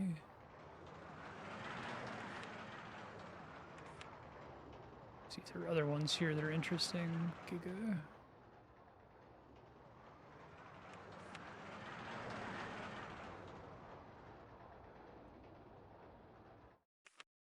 This one's just long as fuck.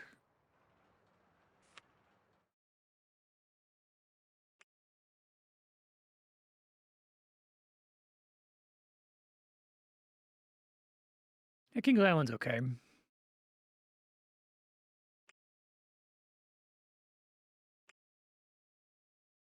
don't know why some of these take a while to start running. Do I have to like close them and then open them? I see.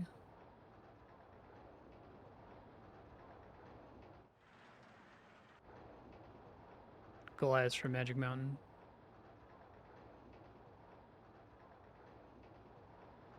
I can point you to other stuff to do in Ohio if you want. Columbus is a pretty cool town. Great food.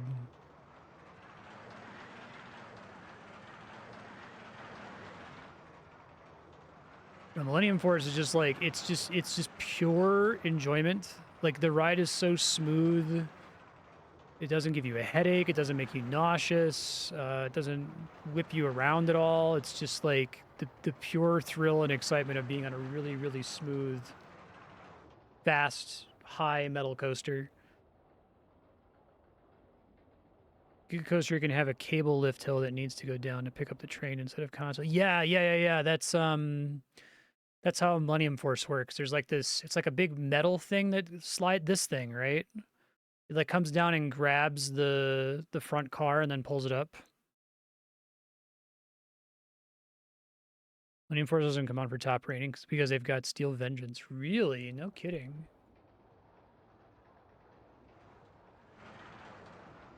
Google a picture of it. Oh, that's pretty wild looking.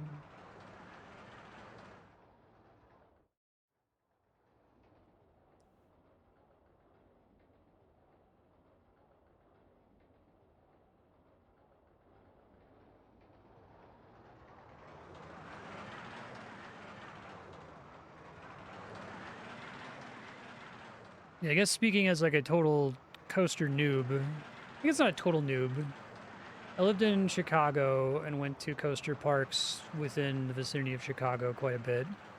And then in Ohio and went to coaster parks in the vicinity of Ohio.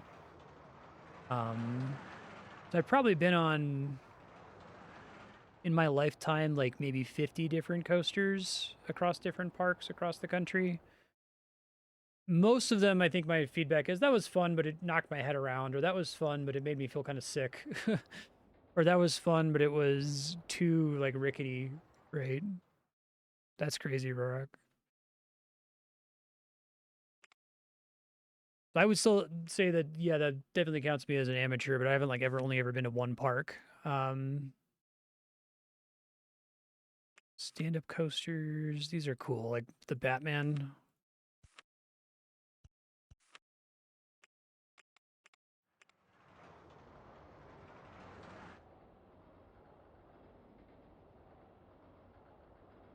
Yeah, going to like a theme park is like the go-to like summer vacation trip that you would do in a school in the American Midwest. My parents usually couldn't afford stuff like that, but they could, afford the $80 or whatever. Or usually I would get, we had a thing, Six Flags did 600 minutes, where if you read 600 minutes of books for the year, you could get a free ticket to Six Flags. That was pretty easily a way for me to go. The local castle / ruins.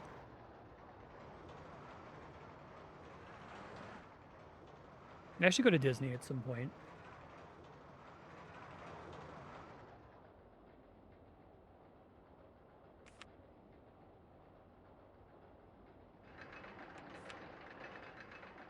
What the fuck? Lava launch? It's fun.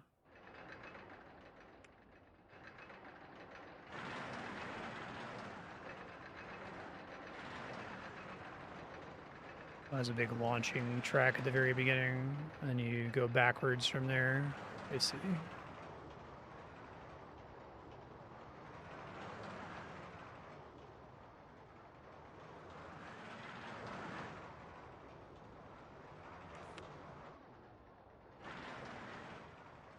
Compact, suspending, flying, steeplechase, bobsled. Art line was pretty weird. Vertical drop, that's Soul Stealer, Gravity Gale. Oh, that's cool. Is there one you think is the best?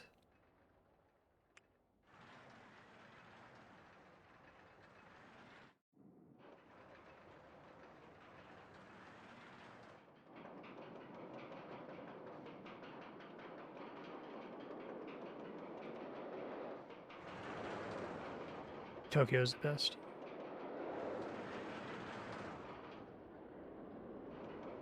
Oh, that's a cool drop there.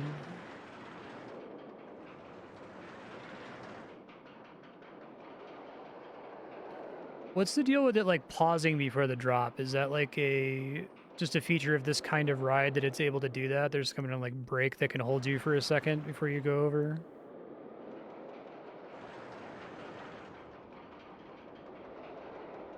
Oh, cool. The track piece for that.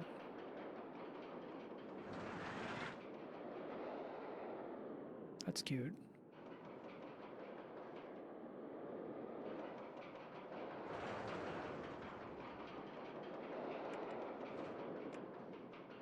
Keep plugging through these here.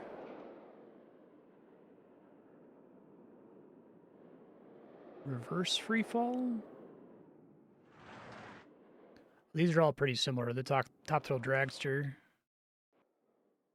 That's kind of what it looks like.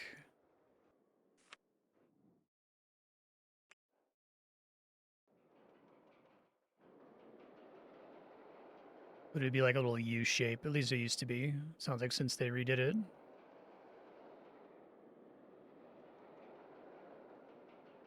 I heard them talk about sometimes it wouldn't make it. Maybe that was based on guest weight or something. Like if you imagine that this went up in a little like letter N or inverted U, it's supposed to clear it and come down the other way, but I guess sometimes it would go up and like get caught here and then roll backwards. People would like hope that that would happen. Double ride. The air-powered coaster is that. Air-powered vertical coaster. Yeah, I think I did one of these in a stage before. The fuck? Pretty funny looking.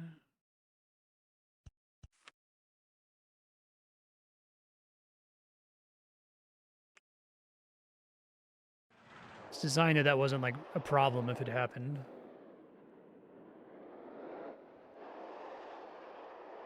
That's kind of cool. I like that.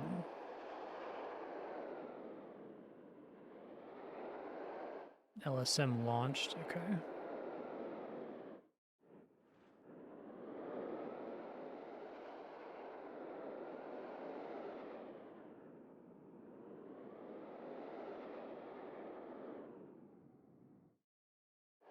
So when I was growing up, and this may have been, you know, living in Ohio propaganda, but Cedar Point was considered like one of the best like pure coaster parks in the world. Is that still true, or is there one that's like got to run for its money at this point? Or was that never true? Still is. Okay.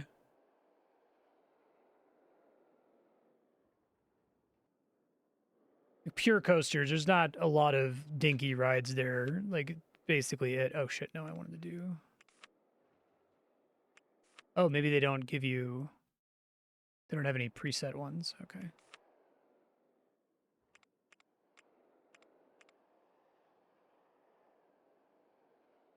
Hyper coaster. So this is a, it's like a giga coaster, but it doesn't go quite as high, I guess, is the idea. That this like test map is so huge. I wonder what percentage of most people in Open RCT2's time is spent in this and not in the game.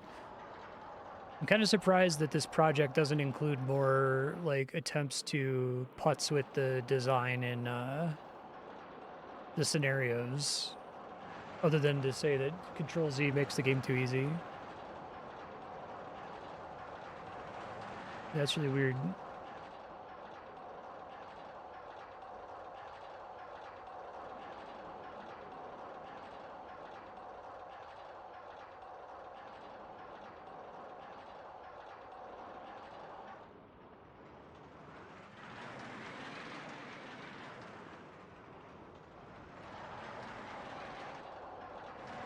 So if I were to start to build a coaster like this, right, like, to me, I feel like these would all be levels, right? You'd make a level that's like the corkscrew level. So you make two corkscrew coasters that have at least this amount of track in corkscrew, or, you know, make a coaster where the on-ride photo is at a particularly exciting point that there's like, you know, X pieces of scenery or like a water feature or something wherever your photo is, you know.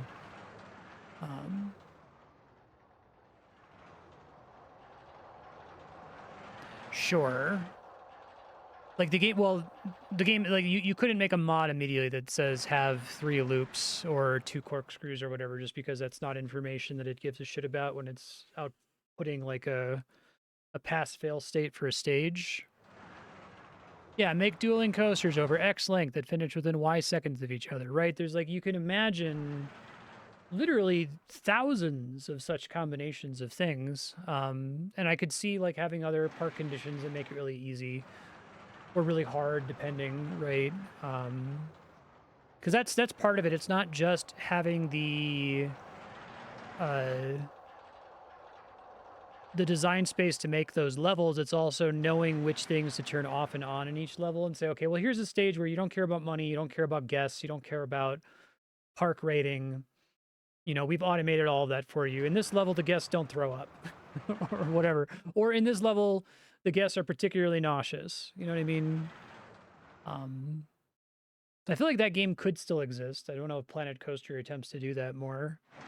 Maybe it's just that there's like very little overlap between the sort of person who wants to just, you know, build a model train set and the person who wants to like be challenged in a video game to do specific things as laid out by the game designer. Yeah, a campaign that's about ride design. I guess the first half of my playthrough of this, most of the like when we were doing these for bonus streams, and then in the first couple episodes of after it won the vote, which is like, I'm just gonna play through the levels, assuming that it's like trying to teach me stuff, and like it became pretty clear. It's like, no, this is just another park. It's not trying to like introduce ideas to you. Like I was certain that the Dinky Park level is like, let's teach you about building underground, so that you know how to do that and you're prepared to do it in a later stage. Gamify the ride design instead of pairing it with management. Yeah, and I think like the management's cool too, but the management's also under gamified. I feel like it's interesting because it's related to my general critique of RTS as a genre, where it's like, okay, this is cool, but I feel like you've got like 6 games in here, and I'd love to play any of those 6 separate games, but I'm not super interested in this thing that's all 6 of those things at once, because I think a lot of them are kind of in design tension with each other, right? You know, if you make the game that's all management all the time, and you really try to like hone in on the design space of the management stuff, it's like, okay, this is a clean up puke level. This is a get everyone to have to pee and then charge them a certain amount of money to use the restroom level, right? There's all sorts of fun stuff you could do with that. There's all sorts of fun stuff you could do as a separate game with the ride design and trying to teach you, progress you through different kinds of rides. That's also a totally different game.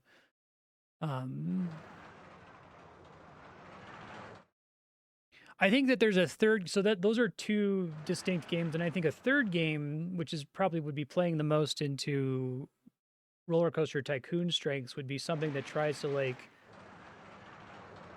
be like Dwarf Fortress, right? Like where it's like we spent all this time modeling guest behavior unnecessarily. Like it's really cool that we unnecessarily modeled all this guest behavior, but unfortunately, because the game primarily wants you to care about, you know, broad metrics, that guest behavior just kind of trends toward an average, right? So like when you look at the thoughts meter, it's just telling you, hey, people are generally speaking too sick, or generally speaking there's too much throw up, or generally speaking you're not charging enough for this ride. And I think if Dwarf Fortress had you managing 5,000 dwarves, it would become that. It would trend toward the average, and that would be fucking boring. Like, who cares? I don't care about the average dwarf. I care about this one specific weirdo dwarf who has this really weirdo behavior that caused this weird thing to happen that only ever happened in my game and would never happen in someone else's game, you know? There's also a bunch of guest behaviors that are only accessible through cheats. Yeah.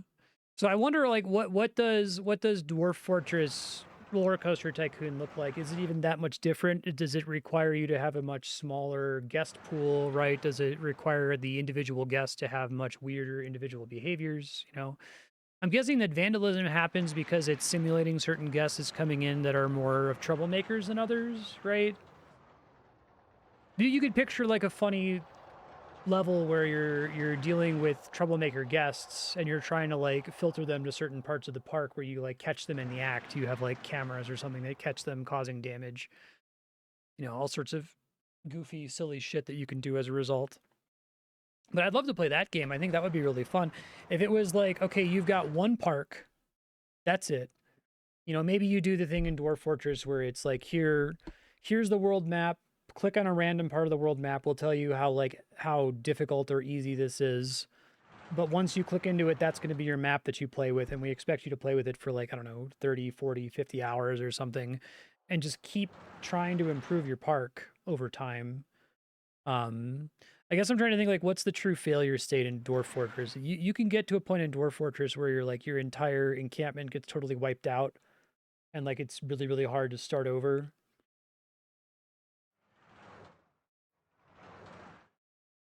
Make a fortress with 200 dwarves by year 3. I just don't think you would ever come up with objectives like that, right? You would have this like permanently running park that's running for hundreds of years or whatever, right?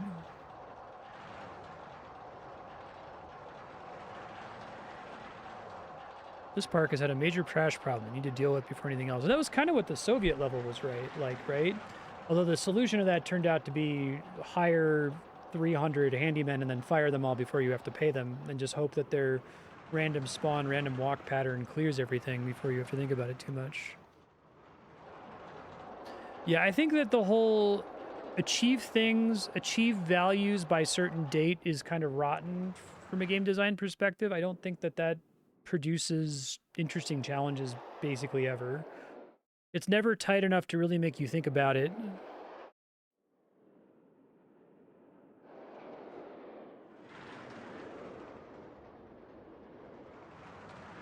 There's just not enough interesting rule variants. And I don't hold that against Chris Sawyer or whatever. I just don't think that that's at all something that he was interested in. And, you know, that's fine. That's the thing that you made is still ridiculously impressive. It just it uncomfortably straddles the line between video game and toy. If you were more interested in the toy part and made it more of a toy, I would get it. And if you were more interested in the game part and made it more of a game, I would get it. But it's like, it's leaning too much in both directions simultaneously, and it kind of detracts from the experience of doing both, I think. Yeah. I think that if you drop the objectives and you just said, yeah, we're going to go ahead and we'll have like footpaths, and there'll be throw up and garbage and, you know, vandalism and stuff. You could still have all of that in the game. Just abandon the idea of money and tickets, right? Everything's just free, you know? So if you see that there's too much throw up on the path, you just hire, quote unquote, hire more handymen, but it doesn't actually cost you anything, right? You're not trying to manage your income. You're just trying to have a nice looking park, and you're trying to realize, oh, there keeps being throw up in this area, so I must not have a handyman that's assigned to that area. And you just work on that one aspect of the park until it's perfect and it's running itself. You know what I mean? But because they're asking you to like compare it against some kind of objective, I think it mostly doesn't work. Hey Arthur, how you doing? It's interesting because I think someone who cared enough could probably take OpenRCT2 and crack it open and fuck with it more than OpenRCT2 is willing to fuck with it, right? Make some more fundamental adjustments to like what is able to be tracked, make more stages that are asking you to do more specific things. I think there are some things that we see from doing the selected maps from the campaigns here and from the expansions is that big maps are bad. It's the same problem as regular game design. It's like open world is bad. Almost never is interesting. Almost always makes your game less interesting, right? Smaller parks are more interesting. More limitations are more interesting. Having stuff like height limits is cool, right?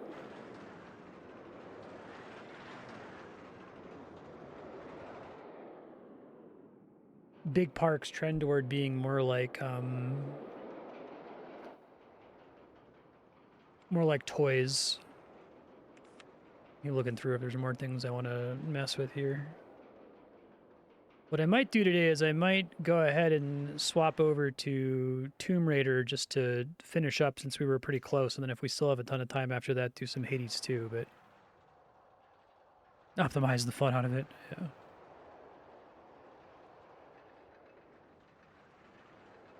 I'm still blown away that this was done in assembly. Like, what the fuck?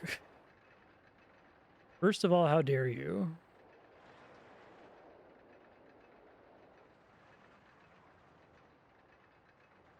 Second of all, what gives you the right?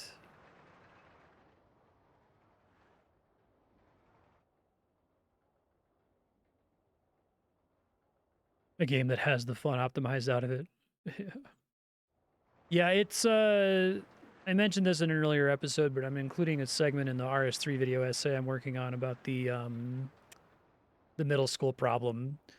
The game that works when you don't know anything about games, and the instant you start to know something about games, or you're even like lightly exposed to other people who do, it's ruined. And it's like you can't unruin it. Even if you personally don't go on the internet and you don't read wikis and you don't watch streamers that tell you how to beat everything efficiently. The knowledge that people do that with games is enough to have permanently corrupted your vision of video games forevermore in the future, right? The ideal way to play this game is by being 11 and ignorant. Yeah.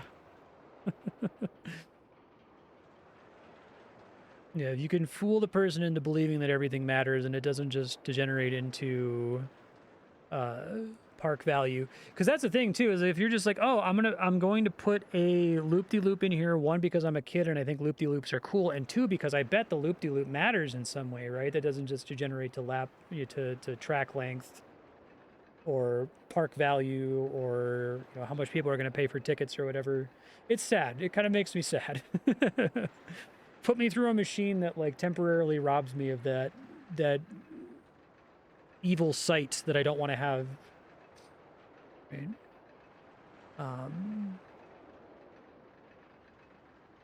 But I guess it's like it's saddening in the respect that it's like we can't get that feeling back of believing that everything matters. But also, like, that's true, I can't get that feeling back, but I think you could still make a cool game out of this for somebody who does have that corrupted vision, you know what I mean? That machine is called MDMA.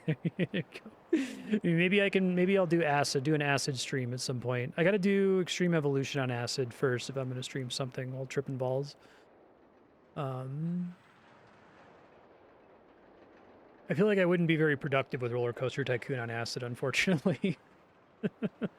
I would probably go in here and just look at the rides and be blown away by it. Factorio is a wiki game and is very good, so it can be done. Yeah. Factorio almost feels like it's the natural evolution of this.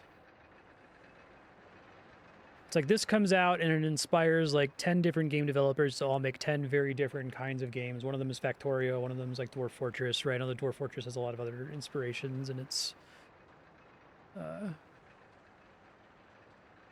in its history. So many things rely on pretending that it matters, yeah.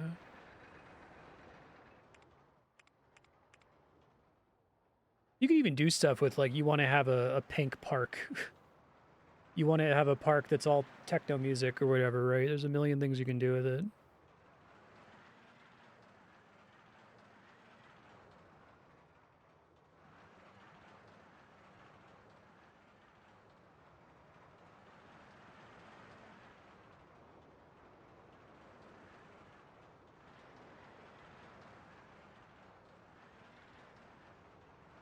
Access to wikis isn't fundamentally problematic. It's not to say that if you have this knowledge, games can't be fun anymore. It's just to say that, like, there is a type of game that can only exist prior to that era, right?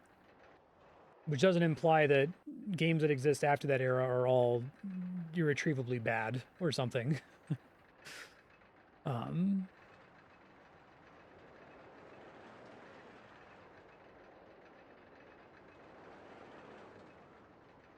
You play a game and you have no idea what it is or what the rules are or what matters and what doesn't matter, and it like opens up the space for what's possible.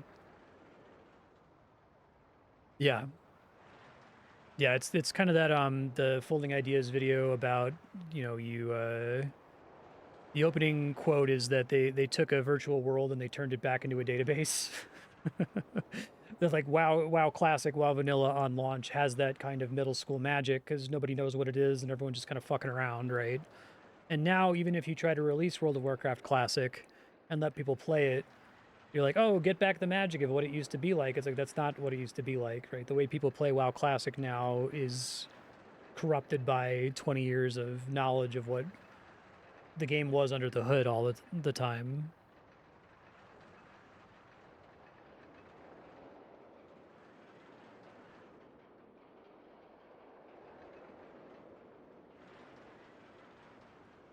I think preferably a game that's enjoyable in wiki culture is completely playable without one. Like, I don't like a game that like hard requires you to have to engage with that external information. That's part of what disgusts me about a game like Path of Exile. Where it's like, it's not like, oh, if you really want to go crazy, go online and read what other people are doing. It's like, for this game to be playable, you have to do that. For it to like even begin to engage with it, that's like a hard prerequisite. if you try to just like sight read it and fuck around with it, you're going to have an extraordinarily bad time. So I played that roguelike Vampire Survivors game Brotato, which is kind of like trying to extract the fun, crazy builds part of Path of Exile and not have the stupid wiki shit in it. Although I bet you could still go on the wiki and look up, hey, there's this. If you play as this character and you take these items, the game is particularly busted. But you can still like cover those busted scenarios on your own, without ever going online and figuring that out for yourself. But it removes a lot of the junk from the game, makes it less of a needle in a haystack search. Sight reading is pretty bad in RS3. Yeah. You might find out that if you tried to sight read RS3 that you made a huge mistake.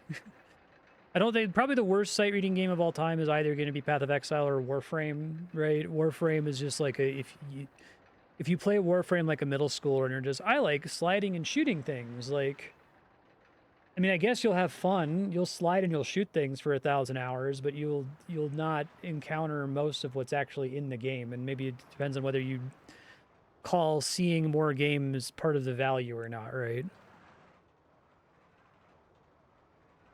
The only solution is to design the game around tricking people into not wanting to look at the wiki. Yeah, Eve's pretty bad too. Like the problem, the drain that we're circling when we're talking about reading the wiki and whatever is like we're talking about games where a substantial part of the game doesn't actually matter, right? That's why it works on a middle schooler, is because you believe incorrectly, but you temporarily have been fooled into believing that everything matters and possibly everything matters equally. And so that enables you to engage with it in a way that doesn't cause the bubble to pop in your brain and for you to give up on it and say, this is fucking pointless. So, like, the solution to that is to just design games, well, the word just is doing a lot of heavy lifting there, to design games where as much of the game matters as humanly possible, and you're not constantly adding things that are deprecated on release, that are dead content and pointless and stupid, right?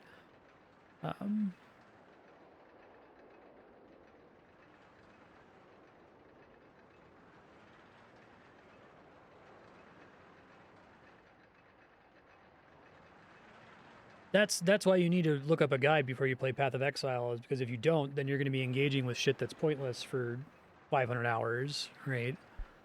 The reason you need to be able to look stuff up to enjoy RollerCoaster Tycoon is because most of the shit doesn't matter.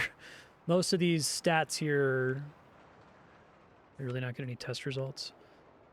Like, if it's red, it's bad. This should be a big number. This being a big number is much more simple to achieve than you might imagine. Right? It gets bigger if there's more track. And in most levels that are very big, you can constantly make more track. It's sad because like this is all cool information that could all be game design in a different game. It just isn't in this, you know what I mean? Yeah, they even have the line that isolates the stats that functionally matter versus the ones that don't. Yeah. I think that realization, like, oh, everything derives from park value, is one of like the worst like curse of knowledge realizations I've had in a game. Just like, if you imagine my enthusiasm for continuing to play, it was, I mean, I was stressed out at the beginning because the game's a little bit stressful early on until you realize, time doesn't really matter until you get to Dinky Park. But I'm like, no, I'm going to learn stuff. There's things to uncover. Like, I believe that more of this matters than actually matters. I was slightly under that spell until I was like, okay, now I have a level that's forcing me to build my own coaster. And as I'm building my own coaster, as I'm adding each little bit of track, I'm seeing the park value go up. As I see the park value go up, I'm seeing the number of guests go up. Even before I've opened it, and I'm like, fuck, it's all just this, isn't it? Right? And the bubble just pops. You know, the magic circle is violated. Curse of knowledge of the game. Yeah, exactly. But I guess that's a lot of kind of closing thoughts on Roller Coaster Tycoon. 30 hours is still a long time to play a game, and I wasn't like miserable the entire time. I'm really, really impressed by what Chris Sawyer accomplished with this.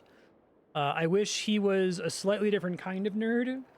and was more into game design than he was into like really efficient coding and like the coaster physics and stuff. But I don't think that's possible. I think if he was, then the stuff that people really love about Roller Coaster Tycoon wouldn't be here. This would be a completely different game. And maybe it would be a game that would be more for me than it would be for somebody else, but it wouldn't have all of the other beautiful stuff that's in it that inspired so many other people. So maybe it's like I wish Chris Sawyer was really good friends with someone who is a game design nerd. Who was like, hey, that's a really cool thing you put together. Do you mind if I put like a game in there for you? Right. Yeah. I think so, and it'll be good to like refer back to it in the future, because we'll see other games that are like this in the future. Because I don't know that something like this could have been made if it was 10 years later, right, or 20 years later, because there would be all of that pressure, like, hey, make it a game. Why aren't you making it a game? Make it a game. Make it a game. Make it a game. Yeah, and it's like when you say more important than it is good, it's like I've said that about games that are like one unit more important than good. Good being, you know, obviously a kind of an unfair, very subjective value judgment. Here we mean, when we say good, we mean good in a game-like sense. Like something being a toy doesn't make it bad. I still haven't really had my successful come to Jesus moment with toys on stream. I want to play like the ultimate toy that where I have this like epiphany breakthrough where like a toy finally really works for me, and it's like I can't, it's not because it's a toy that has a bunch of game like features. No, it's just like purely a toy, and I'm just like a kid again, and I'm just playing it. One day that game is going to cross my desk. It hasn't happened yet in 11 years, but I'm open to the idea that it could, right? Factorio is a toy for you. That's interesting. Factorio is a super game for me. It's like it's the gamiest game that's ever gamed. I guess there are people that are out making Roller Coaster Tycoon like stuff that's very toy oriented. Like we played a game called like Dwarf Romantic that wasn't very gamey. That was mostly just, hey, just this cozy game, you know, construct this stuff. Don't worry about it. There's no real objectives that you're working toward. Yeah, Terraria is a super game. Terraria is the game that said, hey, these like open world survival crafting games that you despise can be fun if you just, all you have to do is like layer this game on top of it. Take that thing that you built and put a game in there, and it fucking rules, and it's my favorite thing ever, right? Like that's why I love Subnautica. It has a lot in common with Terraria. Because Subnautica theoretically is open world survival crafting. Why do I care? And then you say, but there's this tech tree, and you have to like develop the tech tree, right? And then you get games like Pacific Drive, which just like completely fail for me, despite trying really hard to have that like game-like structure on top of it. And the game-like structure just doesn't work for me for some reason. And I was like, I played that for like what, 10 hours, and I was never really able to fully articulate like, why does this suck? I think the best I was able to land on, it's like, you guys shouldn't have made it a roguelike. You know, you should have made it a single authored world like Subnautica, or tried to do something more like Terraria, where like, yeah, it's this big world that's randomly generated, but then everything in it is authored. You know, we're going to generate a dungeon that's a procedural dungeon, but the dungeon always generates in the specific part of the world, and it follows these specific rules, and there's these like specific progression relationships between them. Pacific Drive cameras is kicking you in the crotch. Yeah.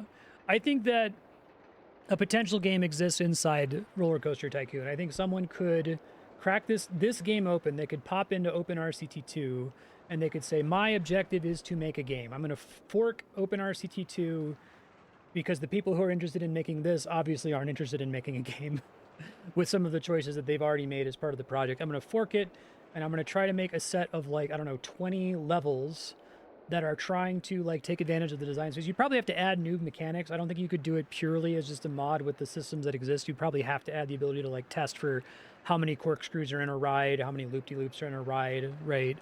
You know, pass or fail the stage based on how much puke is on the ground. You could do it, and I'd love to see someone attempt it. But yeah, thanks y'all for sharing Roller Coaster Tycoon. I know we put it on the schedule for way too many hours. I will be issuing a pretty substantial refund for people who voted for it. I have to calculate how much that refund has to be, given that it got a bunch of really cheap bonus streams as a 72-hour game, but some of the SP and the discounts and stuff will come back.